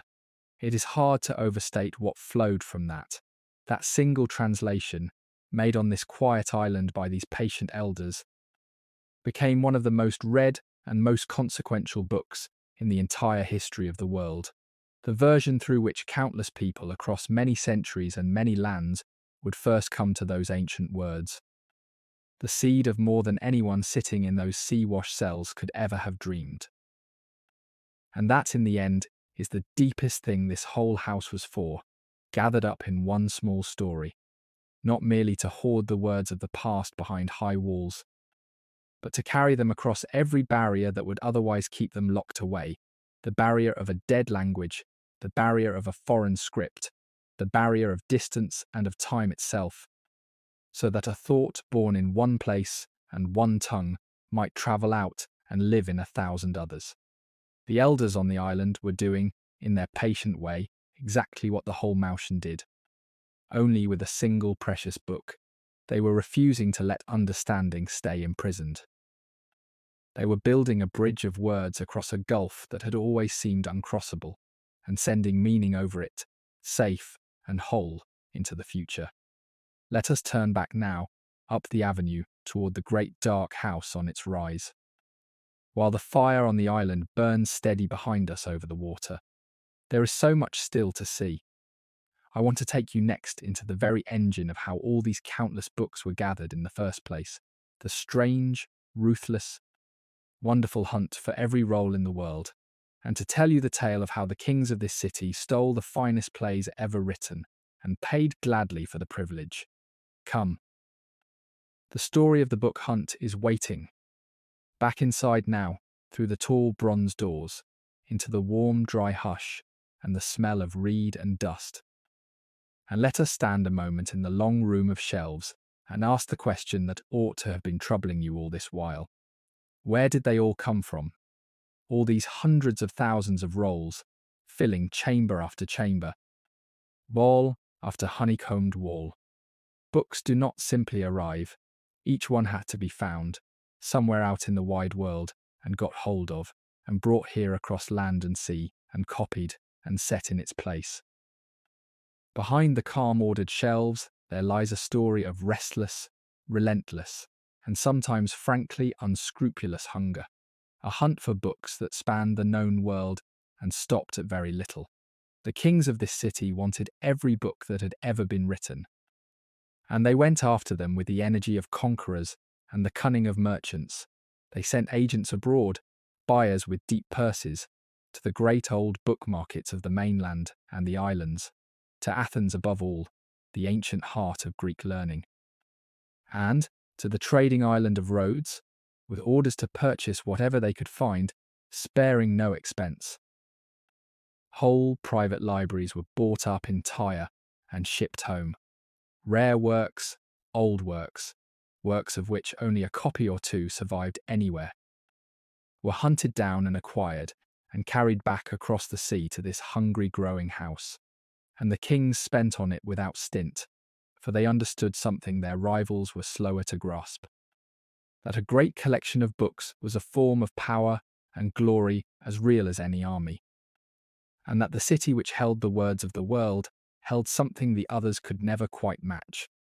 But buying was only the gentlest of their methods. There was a rougher one, and it was law here, and it went like this. Every ship that put into the wide harbour of Alexandria, from wherever it had sailed, was searched, not only for goods to be taxed, but for books. Any roll found aboard, any written work a traveller or merchant happened to be carrying, was taken and carried up to the house, and copied out by the scribes.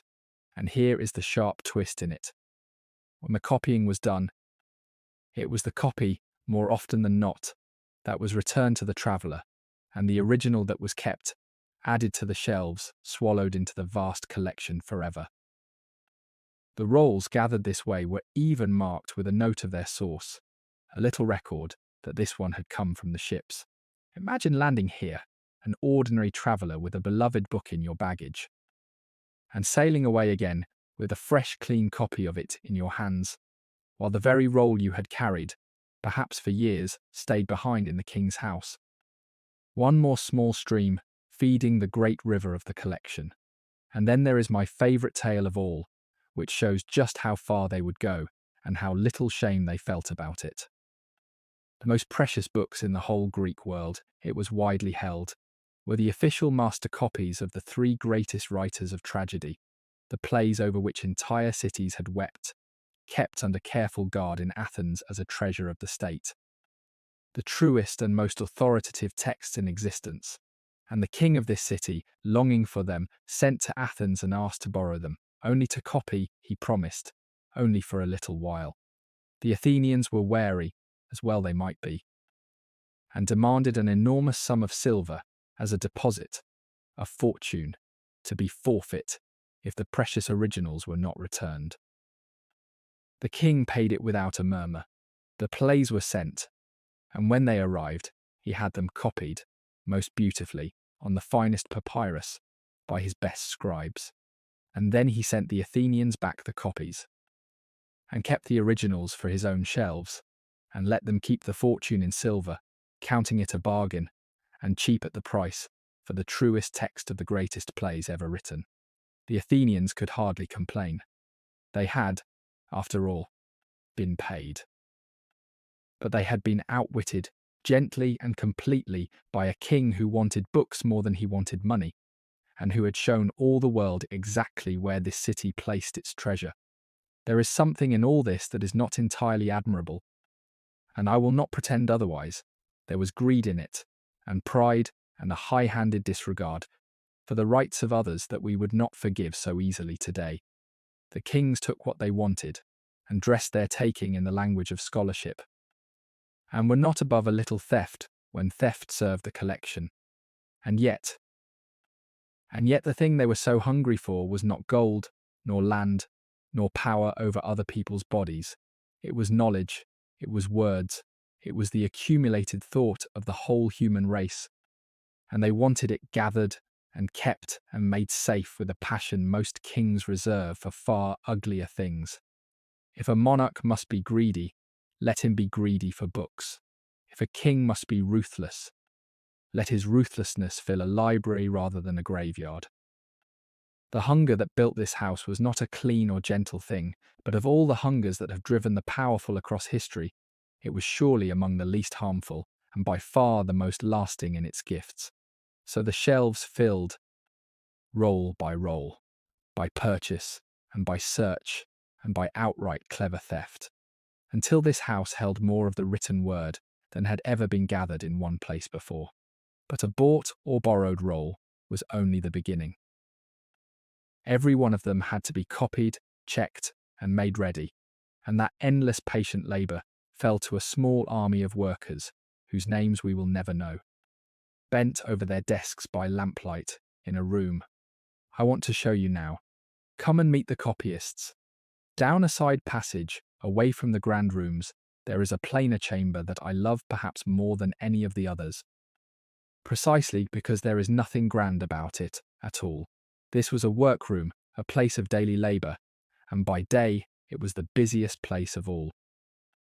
Rows of sloping desks stand here, angled boards set at a comfortable pitch for a seated worker, and beside each one a small array of the humble tools of the trade, cut reed pens in a little pot, a knife for trimming them sharp again as they wore, a sponge, a pot of black ink, made from soot and gum, small weights to hold a roll flat and open. By day, every desk in this room was filled, and the only sound was the whisper of reed on papyrus, hour upon hour, as the copyists did the endless work, without which the whole great house would have been impossible. This was the scriptorium, the hall of writing, and the people who worked here were the quiet foundation on which all the rest was built. We have spoken a great deal tonight of famous minds, of the men who measured the earth and charted the stars and mended the ancient poems, and their names have come down to us, some of them, across all the centuries. The people who worked in this room have not. Almost none of their names survive. They were copyists, scribes, ordinary skilled workers, and history has let them slip entirely into the dark, and yet without them, there would have been nothing. Not one of the great discoveries would have spread. Not one of the gathered books would have been safe. For remember what we said in the little room of papyrus, that every book in this age had to be copied by hand, one column of letters at a time, and that a single roll could take a skilled worker weeks of patient effort. Each roll brought abroad, each text seized from a ship, each new work written by a scholar of the house, had to pass through hands like these before it could truly join the collection, be made into fresh, clean copies, be set right where the old copy had faded or torn. Picture the labour of it honestly, without romance.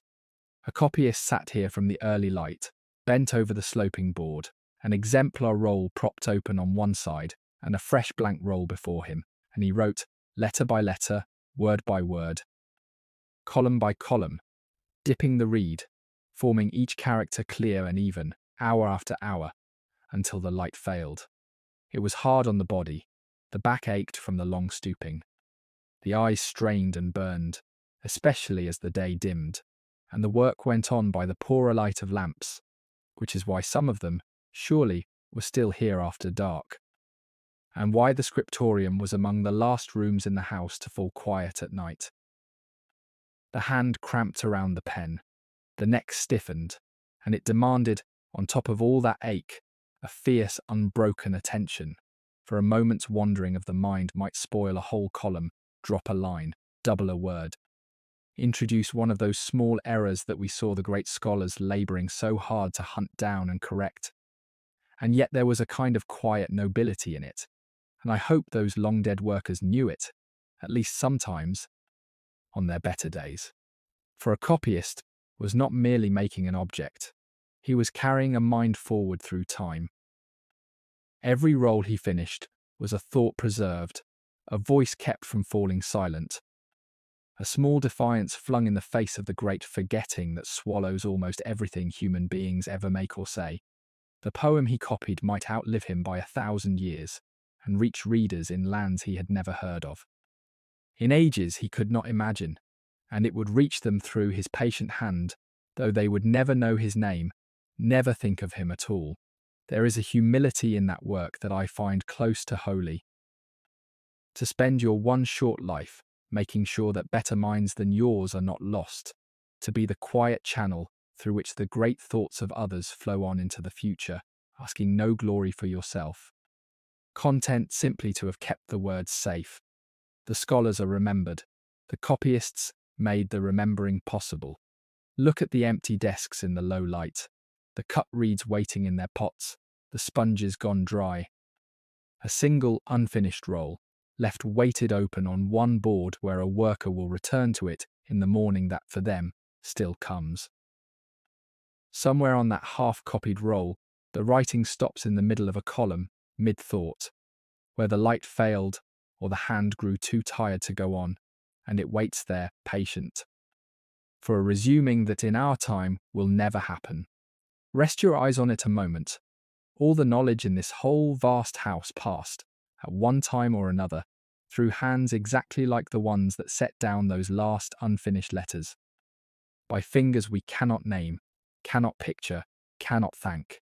Let us thank them anyway, silently, as we go, these forgotten keepers of everything, and carry a little of our gratitude out with us into the dark.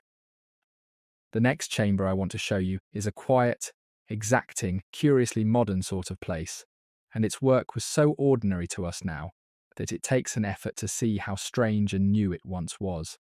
There are desks here too, like the scriptorium, but the rolls upon them are not being copied, they are being marked. Look closely, in the lamplight, at the sheets spread open on the tables. Above and between the letters, small signs have been added, little strokes and hooks and points, and here and there a gap has been opened in the endless flow of the words. A space, a mark, a signal to pause. This was the room of the grammarians, the scholars who took the raw river of written language and taught it for the first time to guide the reader gently along.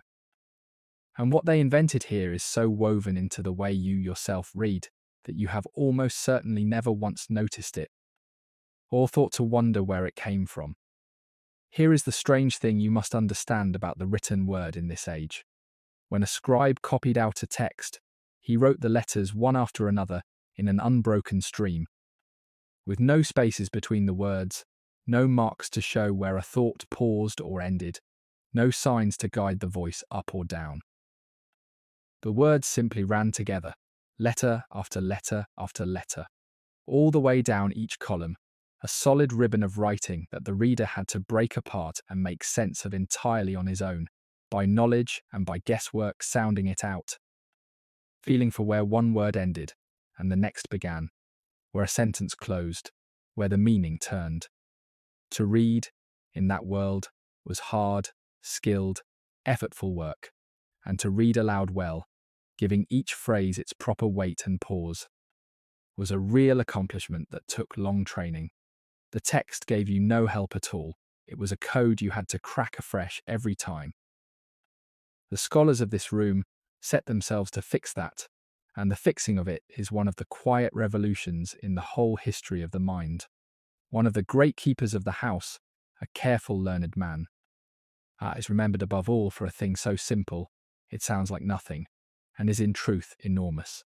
He devised a system of small marks to be set above the letters, to show the reader how the words should rise and fall in the voice, where the pitch should lift and where it should settle, so that even a stranger to a text could sound it correctly. Those little marks, born here, in this room, to help readers say the words rightly, are the distant ancestors of the accents, and the small signs that still guide readers of that language today, and their whole spirit. The idea of adding quiet signals to a text to help the reader through it, spread outward and downward through the ages into all the marks of pause and stop and breath that shape everything you read. And another scholar of this same tradition did something grander still, in its patient way. He wrote down for the first time the rules of the language itself. He looked at the flowing speech that everyone used, and no one had ever properly examined, and he sorted it into its parts, this kind of word that names a thing, that kind that shows an action, that kind that stands in for a name. And he set out how they fit together and changed their shapes, and he made of all this the first true grammar, the first careful map of how a language actually works. It sounds dry, put like that, and perhaps it is, a little, but think what it meant. For the first time, language could be taught, deliberately, from a book, to anyone, even to those for whom it was not the mother tongue. The invisible rules that native speakers followed without knowing they followed them were dragged out into the light and written down and made learnable. It is one of the foundation stones of all education ever since. This idea that the very structure of speech can be studied and set out and passed on, and it was laid here in a plain room by patient men bent over their marked-up rolls. I find something deeply moving in this quiet work, and I want to try to say why before we go so much. Of what these grammarians did was, in the end, an act of kindness towards strangers they would never meet. The reader they were helping was not there in the room with them. He was somewhere off in the unknown future, a person not yet born, struggling with a text, and these scholars reached forward across all that distance and smoothed his path. Put a mark here to guide his voice, a space there to help him find the words, a rule somewhere to teach him the tongue, so that his reading might be a little easier than theirs had been. They were making reading gentler. They were taking a hard thing and mark by patient mark, making it kinder. And every time you read a line tonight, and the little signs guide you effortlessly through it, the pause where a pause belongs, the stop where a thought is done, you are receiving, without ever knowing it, a small quiet gift handed forward to you across 2,000 years by people in a chamber like this one, who wanted, though they could never meet you, to make things easier for you. Come, let us leave them to their careful marks, and go and meet a friend of this house, who was not here at all, but far away across the sea, and yet whose mind belonged to this place, as surely as any. Not everyone who belonged to this house lived within its walls, and the chamber I want to bring you to now is a kind of monument to that truth, for it holds the letters and the works of the scholars far away, the ones who had studied here in their youth, and then gone out into the wide world, and who stayed bound to this place all their lives by the strongest thread there is, the sharing of the mind. There is a table here piled with correspondence, rolls that came in by ship from distant cities, carrying the discoveries and the questions and the friendly challenges of thinkers scattered all around the wide sea, and among them, in a place of honour, are the works and the letters of one man in particular, the greatest mind of that whole age, who lived and died far off in a Greek city on the island of Sicily, and yet who sent his finest thoughts here, to this house, to be kept.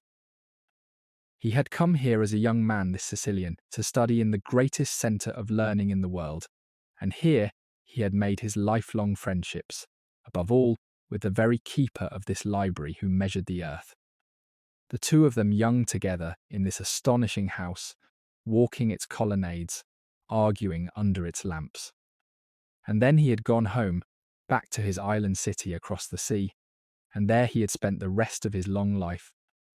And there he had thought his way deeper into the nature of number and shape and the physical world than any human being had ever gone before, or would go again for the better part of 2,000 years.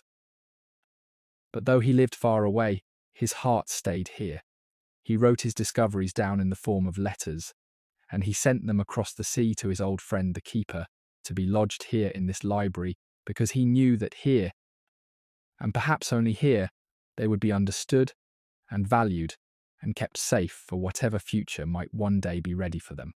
The things he worked out are almost past believing. He found how to measure the space within curved shapes that had defeated everyone before him, creeping up on the answer by a method so clever and so far ahead of its time that when very many centuries later, other minds finally rediscovered the same ground, they could scarcely credit that a man of the ancient world had stood there first. He grasped the laws of the lever and of balance so completely that he is said to have declared, only half in jest, that if he were given a firm place to stand and a lever long enough, he could move the whole world. And he made machines, wonderful ones, though he thought them mere amusements beneath the dignity of his real work. There is the lifting device that still carries his name, a screw turning within a close-fitting tube, which, when its lower end is set in a river and its handle turned, draws the water magically upward against its own nature, so that the farmers along the great river could raise water from the low channels to their high dry fields, a gift to ordinary labouring people that is still in use, in one form or another, in far corners of the world tonight. And there is the story, the famous one, that everyone half remembers, of how he was asked by his own king to discover whether a golden crown was truly all gold or had been secretly cheated with cheaper metal, without harming the crown to find out, and how the answer came to him not at his desk but in his bath, when he lowered himself into the water and watched it rise and spill over the edge, and understood all at once, in a flash of joy, that the amount of water a body pushes aside reveals the very bulk of it, and so its secret nature, and that he could weigh the truth of the crown by water alone. And the story tells that he was so overcome with the joy of understanding that he leapt from the bath and ran out through the streets, forgetting himself entirely, crying out that he had found it, that he had found it. Whether it happened just so we cannot know, but I hope it did, for it captures something true and lovely about him and about all of them, that pure wild joy of sudden understanding, the moment when a thing that was dark becomes clear, which is one of the deepest happinesses a human being can feel, and which this whole house existed to make possible, over and over, for mind after mind. His end came hard, and I will tell it to you only plainly, and once, as such things should be told. His city was taken at last by a great foreign army after a long siege, and in the chaos and the killing of that day, an old man absorbed in a diagram he had drawn in the sand, so lost in his thinking that he barely looked up, was struck down by a soldier who did not know or did not care who he was.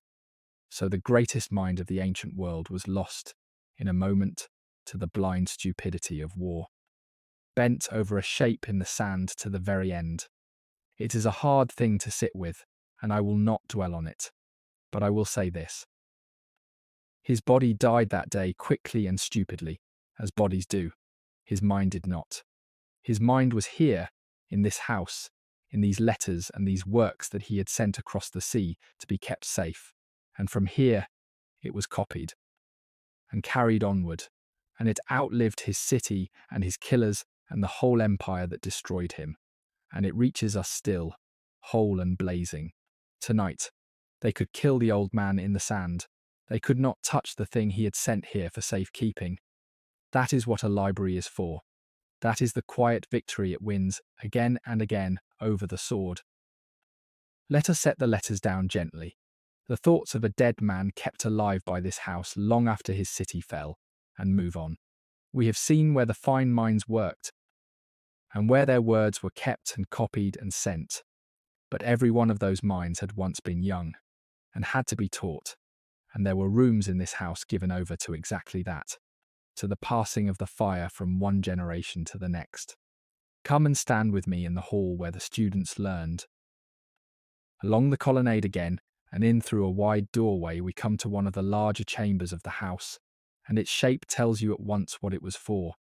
Rows of plain benches faced toward one end, where a low platform or a single chair set slightly apart marks the place where the teacher stood or sat. This was a hall of teaching, a lecture room, one of several in the house, and though the scholars of the Mouseion were freed from most ordinary duties and given their lives over to research, they were expected, at least from time to time, to do this one thing in return, to teach, to open their knowledge to the young, to stand here before these benches and pass the fire on. And so this room, empty and silent now in the deep of the night, was by day one of the most alive places in the sleeping Mouseion, loud with the oldest and most hopeful work human beings do. The teaching of what we know to those who come after us. Fill it, in your mind, with the young. They came from everywhere, drawn to this city as their teachers had been, the sons of the well-to-do from every shore of the wide sea, sent to Alexandria because it was, quite simply, the finest place in the world to learn, the one spot where the living masters of every art and science could actually be found and heard. Picture them on these benches, restless and eager and nervous, some of them destined to be forgotten the moment they left, one or two of them, unknown even to themselves, carrying within them the spark that would make them, in their turn, great. Picture a boy of 15, far from home, sitting on a hard bench in the morning light, listening to a grey-bearded master unfold the proof of some theorem, and feeling, for the first time, the top of his head lift off with the sheer beauty of an idea clicking into place, and knowing, in that instant, what he wanted to spend his life doing. That moment happened in this room, countless times, to countless young people, and every one of those moments was a small flame lit from an older flame. The fire of understanding passed hand to hand down the generations, which is the only reason any of us knows anything at all. There is something almost unbearably tender about a teaching room seen empty at night. When you think about what it is truly for, everything else in this house is about keeping the books safe, keeping the text true, keeping the discoveries recorded. But this room was about giving away. A teacher stood here and gave, freely, out of his own hard-won store, the knowledge it had cost him his whole life to gather, gave it to the young who had done nothing to earn it, asking in return only that they receive it well, and some day pass it on again. That is the strange economy of learning, the one kind of wealth that grows by being given away. That is not diminished when it is shared, but multiplied. The master who taught in this room lost nothing by teaching. He still knew everything he had known before. But now others knew it too, and the sum of understanding in the world was larger than it had been that morning, and would stay larger after he was gone, because he had troubled to stand here and pass it on. And it is in this room, more than anywhere, that you feel the long chain of it. The great unbroken line of teaching and learning that runs all the way from these benches to the chair or the desk, where you yourself first learned whatever you know. Think of it. The masters who taught here had themselves been taught by earlier masters, who had been taught by earlier ones. Still, the knowledge handed down hand to hand across the generations, each teacher a link, each student in time becoming a teacher and adding a link of their own. And that chain did not break when this house fell. It bent, and it frayed, and in some dark centuries it wore terribly thin, down almost to a single strand, but it held, and it runs on unbroken to this very night, so that when you learn to read, when you were taught your numbers, when someone older and patient bent over you and showed you how a thing worked, you were receiving, at the very end of an enormously long line, something that was being handed forward in rooms exactly like this one, more than 2,000 years ago, by people who would be glad, I think, to know it had reached you. The benches are empty now, and the platform is dark, and the great teachers are dust, these many centuries, their voices gone, their very names in most cases lost. But the room remembers, in its shape, what it was for. The way an empty theatre still seems to hold the ghost of applause. Sit here a moment in your mind, on one of the worn benches in the dark, where so many hopeful young people once sat, and feel the enormous quiet patience of it. This room built for the single purpose of making sure that nothing good need ever be learned only once, and then lost, that the hard-won understanding of each generation could be handed, whole, to the next. It is one of the noblest rooms in a house full of noble rooms, and now the house is almost fully seen, and the hour is very late. And there are just a few more quiet places I want to walk you through before we let all of it sink at last into sleep. Come with me. There is a garden waiting. And a question I have been keeping for you until now. There is one more chamber among the collections that I cannot let you leave without seeing, and it is a room I have saved for near the end of our walk, because it holds, for me, the sweetest and the saddest note in the whole great house. The rolls along these walls are plays.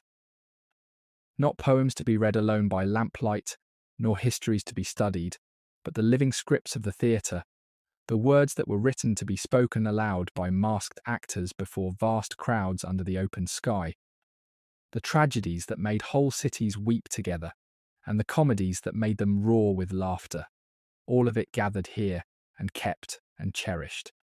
And to mark what these rolls are, someone long ago set upon a shelf among them a pair of old theatrical masks, and there they rest still in the lamplight, the one with its mouth turned down in eternal sorrow, the other turned up in eternal mirth, the two faces of the human heart gazing out at us across the centuries from the dark. The theatre was one of the glories of the Greek world, one of its deepest inventions, and it was taken with the utmost seriousness. Once a year, in the great festivals, the whole people would gather in vast open-air theatres carved into the hillsides.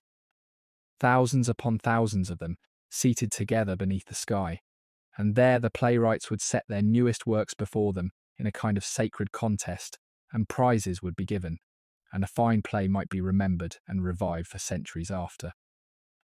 Three writers of tragedy above all had reached heights that no one since had matched, three masters, whose names every educated person knew, who had taken the old myths of gods and heroes and turned them into searching, terrible, beautiful examinations of fate and suffering, and the terrible choices that break human lives.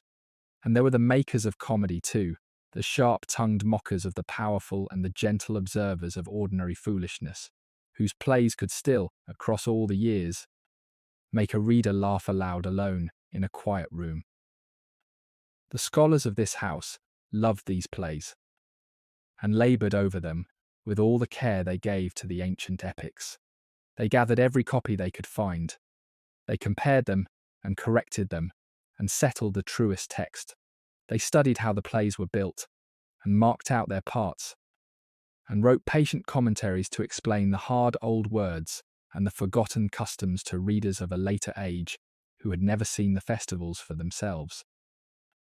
Much of what the world would ever know about the Greek theatre, about how the plays were shaped and performed and understood, was worked out here in chambers like this one.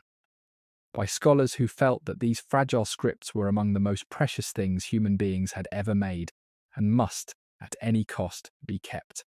And they were right to fear for them. For here is the sorrow at the heart of this lovely place, and I will tell it to you gently. Of all the plays that once filled these shelves, only a small remnant came down through the long centuries to later ages. The three great masters of tragedy had written, between them, hundreds of plays, and of all those hundreds, only a bare handful survived, a few dozen out of the whole shining multitude, saved almost at random, while the rest slipped away into the dark. The makers of comedy fared even worse, their works lost so nearly completely that for long ages they were little more than names, until, in our own later times, a few scattered leaves of them were found again by chance, dug from the dry sands of Egypt, fragments of laughter that had lain silent underground for 1,000 years and more. All the rest is gone. Whole plays by the greatest dramatists who ever lived, plays that once made thousands weep beneath the open sky, are now nothing but a title in an old list, or a single quoted line preserved by accident in some other book. Or not even that. Stand a moment with the two old masks, the weeping one and the laughing one, and let the weight of that settle softly over you, for it is the truest lesson of this whole house. Gathered into one small room, here is everything the library was for, and everything it was against, held together in a single place. Here is the love that gathers precious things and keeps them and hands them on, and here is the darkness that waits, always to swallow them. Anyway, the scholars of this room did everything right. They loved the plays and saved them and copied them and studied them, and still, in the end, the greater part was lost, because the world is careless and time is long and papyrus burns. And yet, and hold on to this as you drift, and yet the handful that survived, the few dozen tragedies and the scattered leaves of comedy that came through, are enough, still, after all this time, to break your heart and lift it, to make you laugh and weep exactly as they made those vast old crowds laugh and weep beneath the sky. So little came through, and even that little is a treasure beyond price. Think what the whole must have been, if these few surviving fragments can still move us so.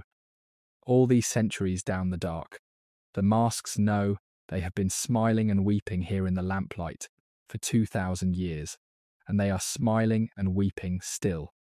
Before the garden, let me take you through one more chamber within the house itself. For it was the very heart of the daily life here, the place where all these separate scholars became, for a few hours each day, something more than a collection of clever strangers. It is a great round chamber, and when you step into it, your eye is drawn helplessly upward, for the ceiling above you is a high dome, curving away into shadow. And even in the dark of this late hour, you can feel the grandness of the space, the way a large domed room seems to hold the air more gently, to gather sound and soften it.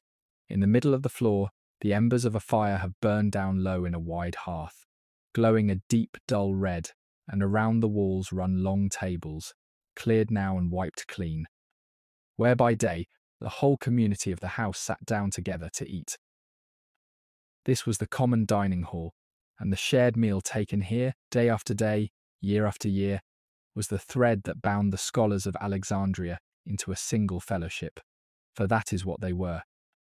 And it is easy to forget it amid all the talk of their separate brilliance. They were a community, a kind of household, and the king's generosity had made them so. Every one of them ate here, at these tables, the same food, the great and the obscure together. The man who had measured the earth beside the young scholar who had arrived only that season, the famous poet beside the quiet grammarian. All of them fed at the king's expense, all of them freed from the daily grinding worry of how to keep body and soul together that has crushed so much talent in every age. There was no rent to find here, no market to worry over, no patron to flatter for the next meal. A scholar of this house woke each morning knowing that he would be fed and housed and left free, and that his only task in all the world was to think, and to add what he could to the sum of understanding. It is one of the most generous arrangements any society has ever made. And the shared table at its centre was where the loneliness of the thinking life was, for an hour or two each day, set aside.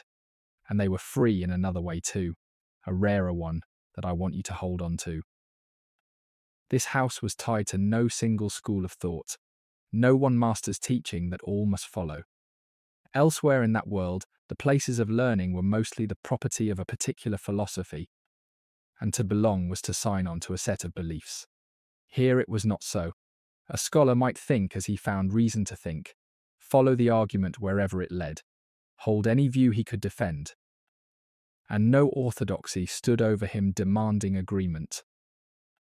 That freedom, the freedom to be wrong, to disagree, to doubt even the greatest names, to test everything against the evidence and one's own reason, rather than against the word of a master, is one of the deep secret engines of discovery.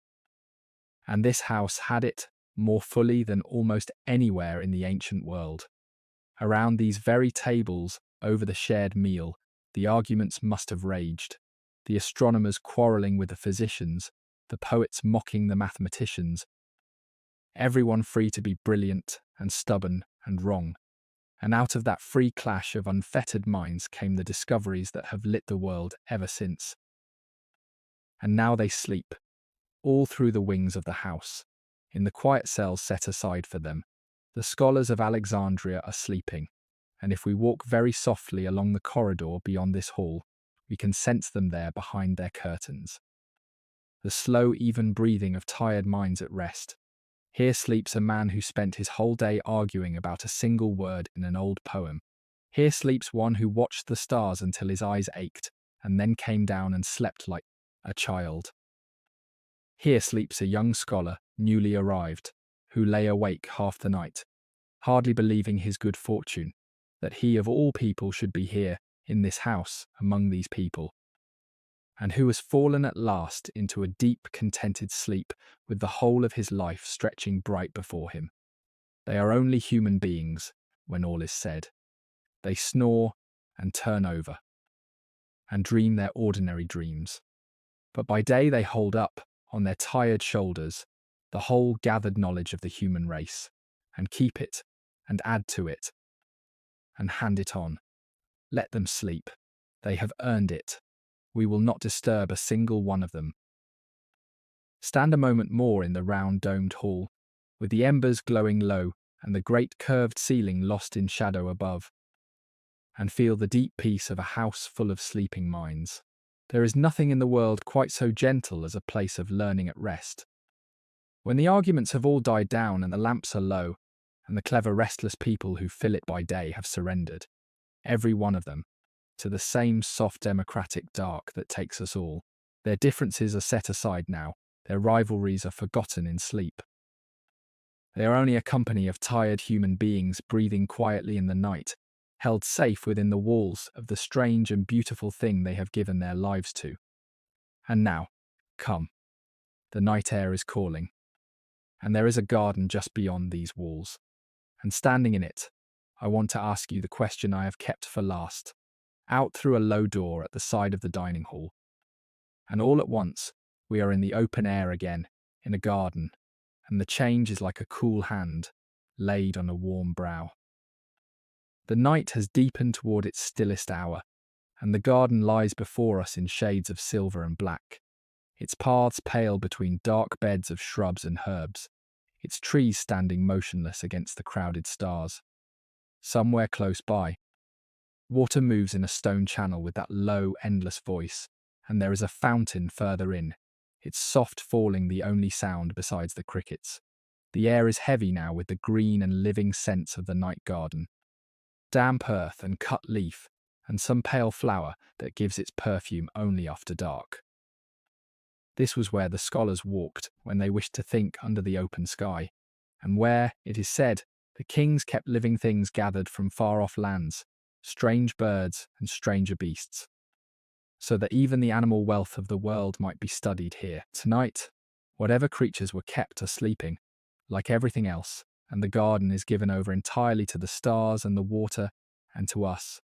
And here, In this quiet, dark garden is where I must ask you the question I have been holding back all evening, because it is not an easy one, and it belongs to the deep peace of this hour. Who was let in? We have walked all night through this astonishing house, through chamber after chamber of gathered wonder, and we have met a great crowd of remarkable minds. And I wonder whether you have noticed the thing they all had in common.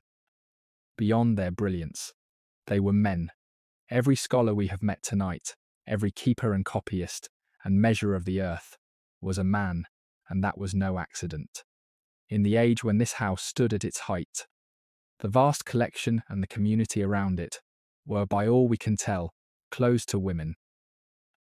A woman might be the wisest soul in the city, might burn with as fierce a love of learning as any man behind these walls, and still the door we came in by would not have opened for her. She could not have lived here. Eaten at that long table, walked this garden as one of the fellowship. The world of the mind, in that time and that place, hung out a sign that said, in effect, "Not you. I do not tell you this to spoil the beauty of the night, but because the truth is part of the beauty, and because I think you would rather I did not pretend." This house was one of the most generous and open-hearted things the ancient world ever built, and it was also, like every human thing, marked by the hard limits of its age. And one of those limits shut out half of humankind from the very start. How much was lost by that? We can never know, and the not knowing is its own kind of grief. All the discoveries that were never made, the poems never written, the questions never asked, because the minds that might have made and written and asked them were turned away at the door for no reason but the shape of the life they had been born into. A library is meant to be a place where the accident of who you are falls away and only the mind remains. This one did not quite manage that. Few things in that world did. But the dream of it was here, even so, waiting for an age that could finally keep it. And so let me give you, before we leave this garden, one bright thread of an answer from a time long after the vast house had passed its height. When this same city of Alexandria was old and much changed, and the vast collection was mostly gone. For there came, in those later days, a woman who did at last stand at the very centre of this city's learning, openly, and was honoured for it. She was the daughter of the last remembered keeper of the old tradition, and her father, wonderfully, taught her everything he knew, and then had the grace to watch her surpass him.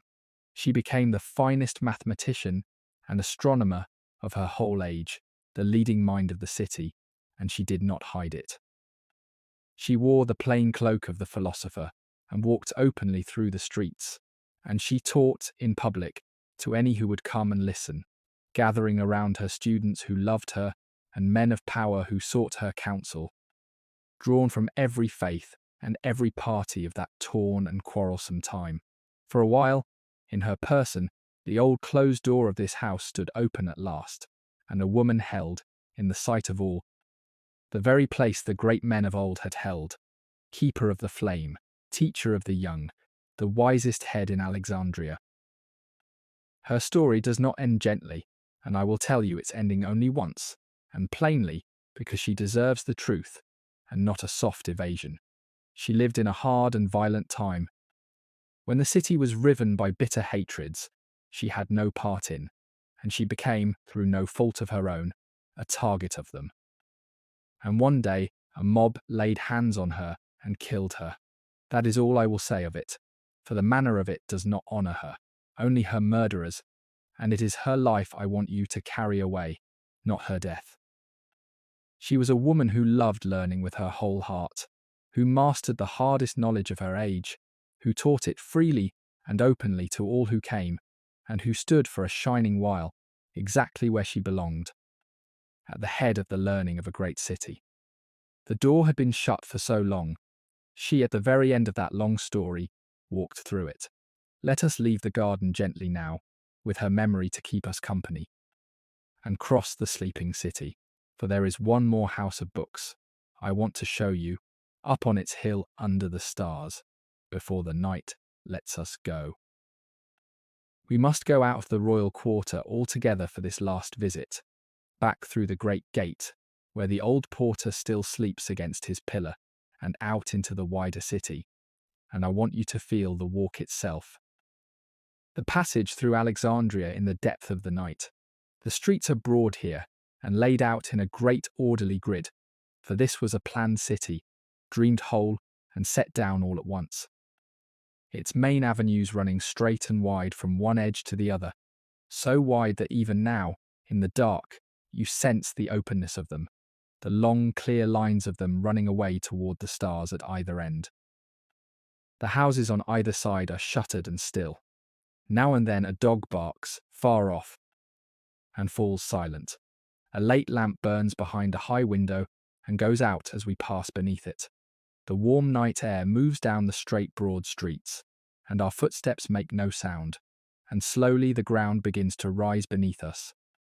For we are climbing now toward the higher southern part of the city, where a great temple stands upon a hill and holds within its walls the second of the two treasuries of the world's knowledge.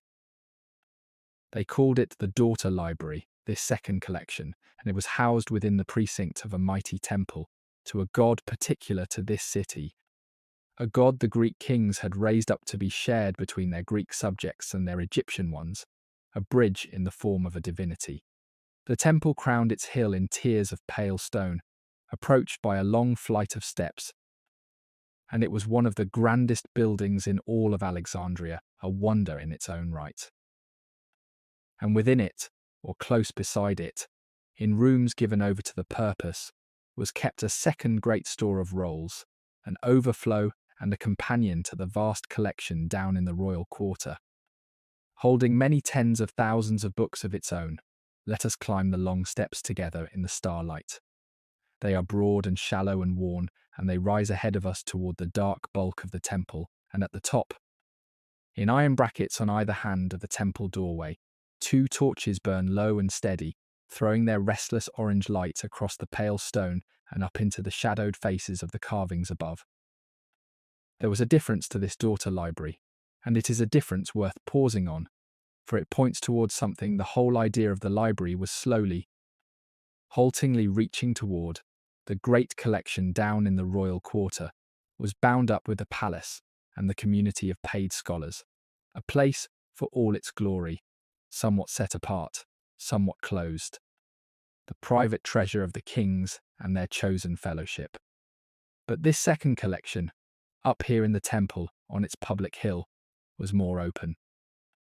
It stood not within the guarded palace precinct, but within a temple that the people of the city could enter, and so its books were nearer to the reach of ordinary educated folk, the scholars and students and curious minds of the city who did not belong to the royal fellowship below.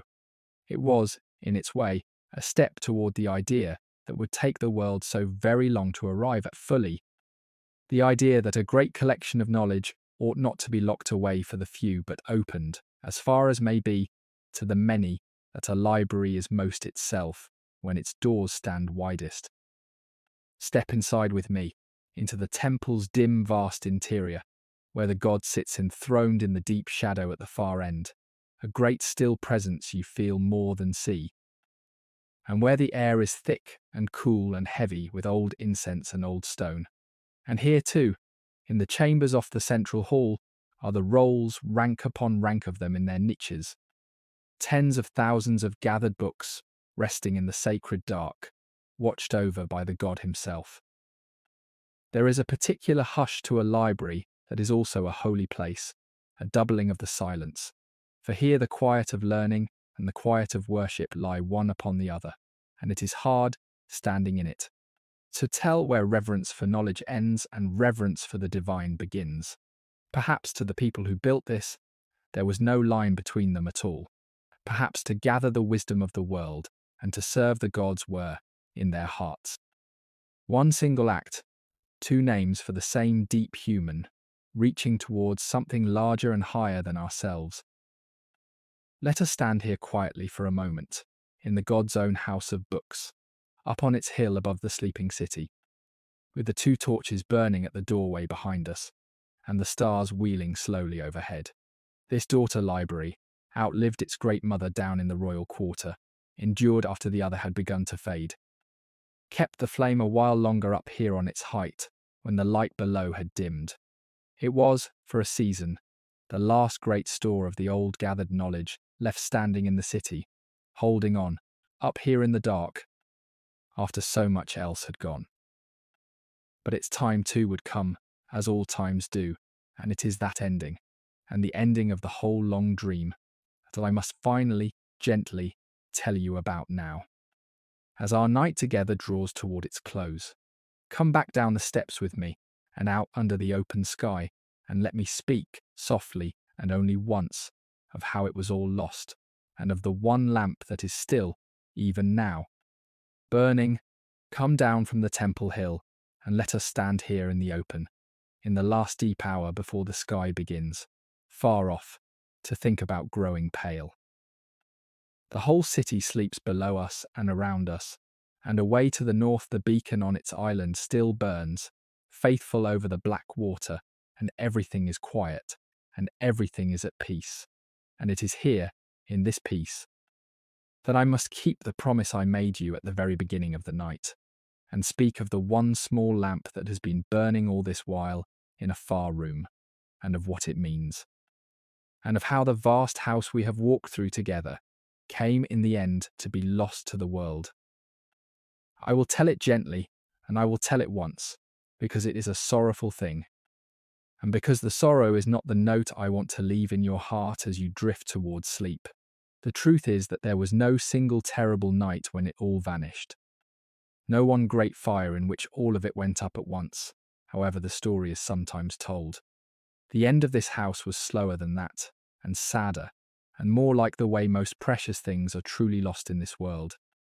Not in one dramatic blow, but by a long, slow accumulation of neglect and misfortune and forgetting. There were blows, it is true. There came a time, generations into the house's life, when the kings turned against their own scholars in some quarrel of politics, and the learned men were driven out, scattered to other cities across the sea, and the great fellowship was broken and never quite made whole again.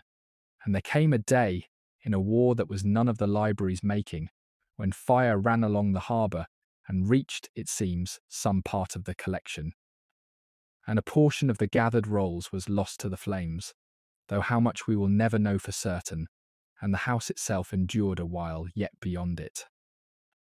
And there came, later still, the long grey centuries of decline, when the kings who had lavished such love and gold on the place were gone, and their successors cared less, and the money thinned, and the scholars grew fewer, and the vast collection was no longer tended and renewed as once it had been, and slowly, roll by roll, year by year, the papyrus did what papyrus does in the end, and crumbled and faded and was not replaced.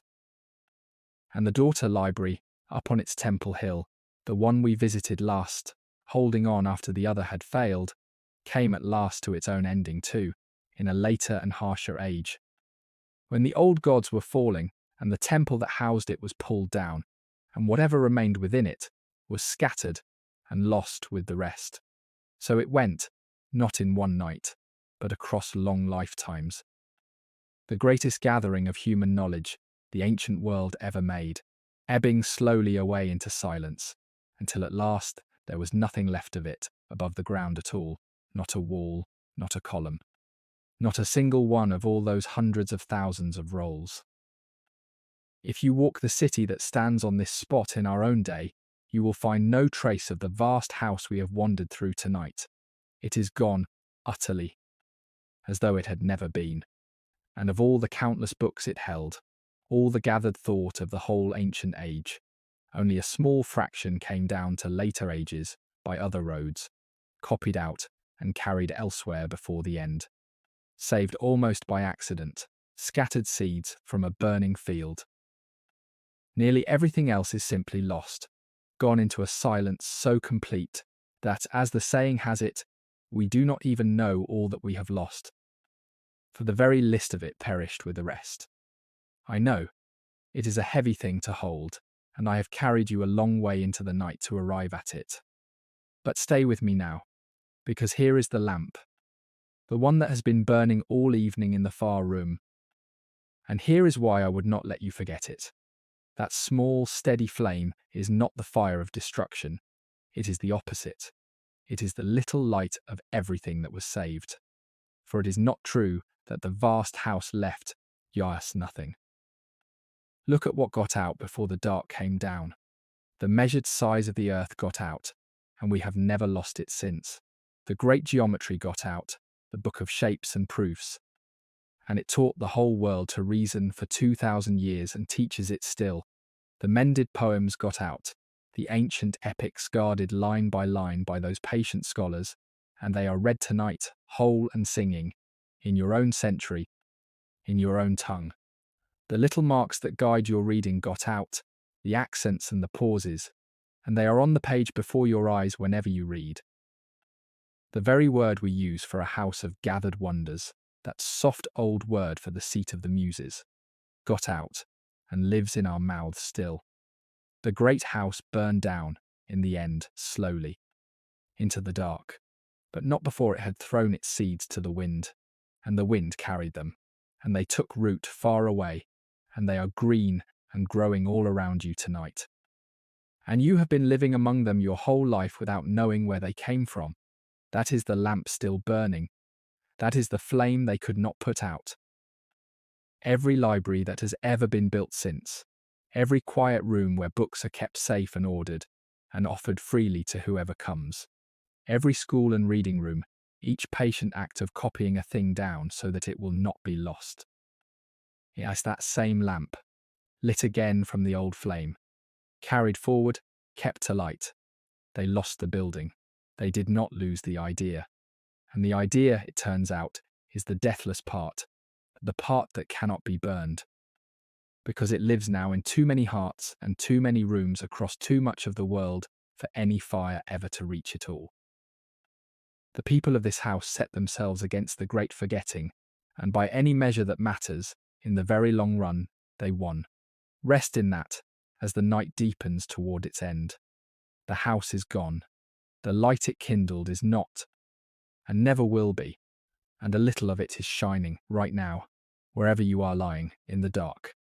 And now it is time, gently, for us to go, and to leave the great sleeping house to its long rest, and to let you begin your own slow drift down into sleep. We have walked all night, you and I, through chamber after chamber of that lost and lovely place, and we have met its keepers and its copyists, its poets and its measurers of the earth, Samin, its sleepers and its students, and the one lone woman who at last stood at its head. And now the night is very old, and we have seen our fill, and we may lay it all down. Come back with me one last time, softly, through the quiet halls, past the shelves where the pale round ends of the rolls gaze out of the dark, past the hall of the 9 Muses standing their patient watch, and out through the tall bronze doors into the deep last stillness before the dawn. Down the worn steps we go, into the garden of the avenue, where the tall, dark trees stand motionless against the fading stars, and the running water murmurs its endless quiet word, and the air is cool now, and soft, and smells of the sea and of the night. The old porter still sleeps against his pillar by the gate, his little lamp burned almost out, and we step past him one final time, out of the district of the kings, and down the long slope toward the water, where the whole city lies spread and sleeping beneath us in shades of silver and shadow. There is no sound but our own quiet passing, and far ahead, the soft eternal breathing of the sea against the harbour wall. Everything is at rest. Everything is safe. The great house holds its books, and the scholars hold their dreams. And the city holds them all, cupped gently in the dark, and nothing, tonight, is required of anyone. Down at last to the water's edge, to the smooth stone quay where we first stood together at the beginning of the night. And here we stop. And here we turn, and here we let the long evening come to its close. Look out across the black and gleaming water one final time. There on its low island, the great tower still lifts its crown of fire into the night. Faithful, unwearied, laying its long, trembling road of gold across the dark swell of the sea, so that any soul still awake and lost out there upon the water might see it and take heart and know that somewhere ahead there is warmth and safety and a place to come home to. It has burned all night, that far kind flame, while we walked among the sleeping books. It is burning still. And it will go on burning in one form or another, in one heart or another, still alight when this night and this city and even you and I are long gone, because there will always be someone who tends it. Someone who will not let the light fail. Someone who keeps the flame alive so that the ones still out in the dark will not be afraid. Let your breathing slow now, and let your body grow heavy and warm where you are lying. And let the great sleeping house and the quiet city and the far fire on the water begin gently to fade. You do not need to hold on to any of it. You do not need to remember a single name, or a single fact, or a single room. It is plenty that you came at all, that you wandered these corridors with me for a while, that you felt, even for one evening, the deep and gentle beauty of somewhere raised for no other purpose than to gather and keep and share the best of what human beings have ever thought. Carry only that with you into sleep, the feeling of it, the warmth of it, the quiet knowledge that such a thing once was, and in 100 quieter ways still is, and that you are, tonight, one more keeper of its flame. Before you drift all the way down, let me say one last gentle word to you, the way I always do. If these long, slow evenings in far-off places have been a comfort to you, and if you would like to find your way back to them on the nights when sleep is hard to come by, you are always welcome to stay, and to travel with me again whenever you wish. It has been a rare and quiet pleasure to spend these few hours together, walking through a lost and beautiful world, while all of it slept around us. I am always so glad of the company, out here in the dark. And now there is nothing left to do but rest. The lamps are low. The books are safe. The sea is breathing softly against the shore, and the far fire burns steady over the water, and the vast house sleeps, and the city sleeps, and it is time, now, for you to sleep as well. Sleep well. Stay warm. Be kind to the people in your house. And I will see you in the next one. Good night.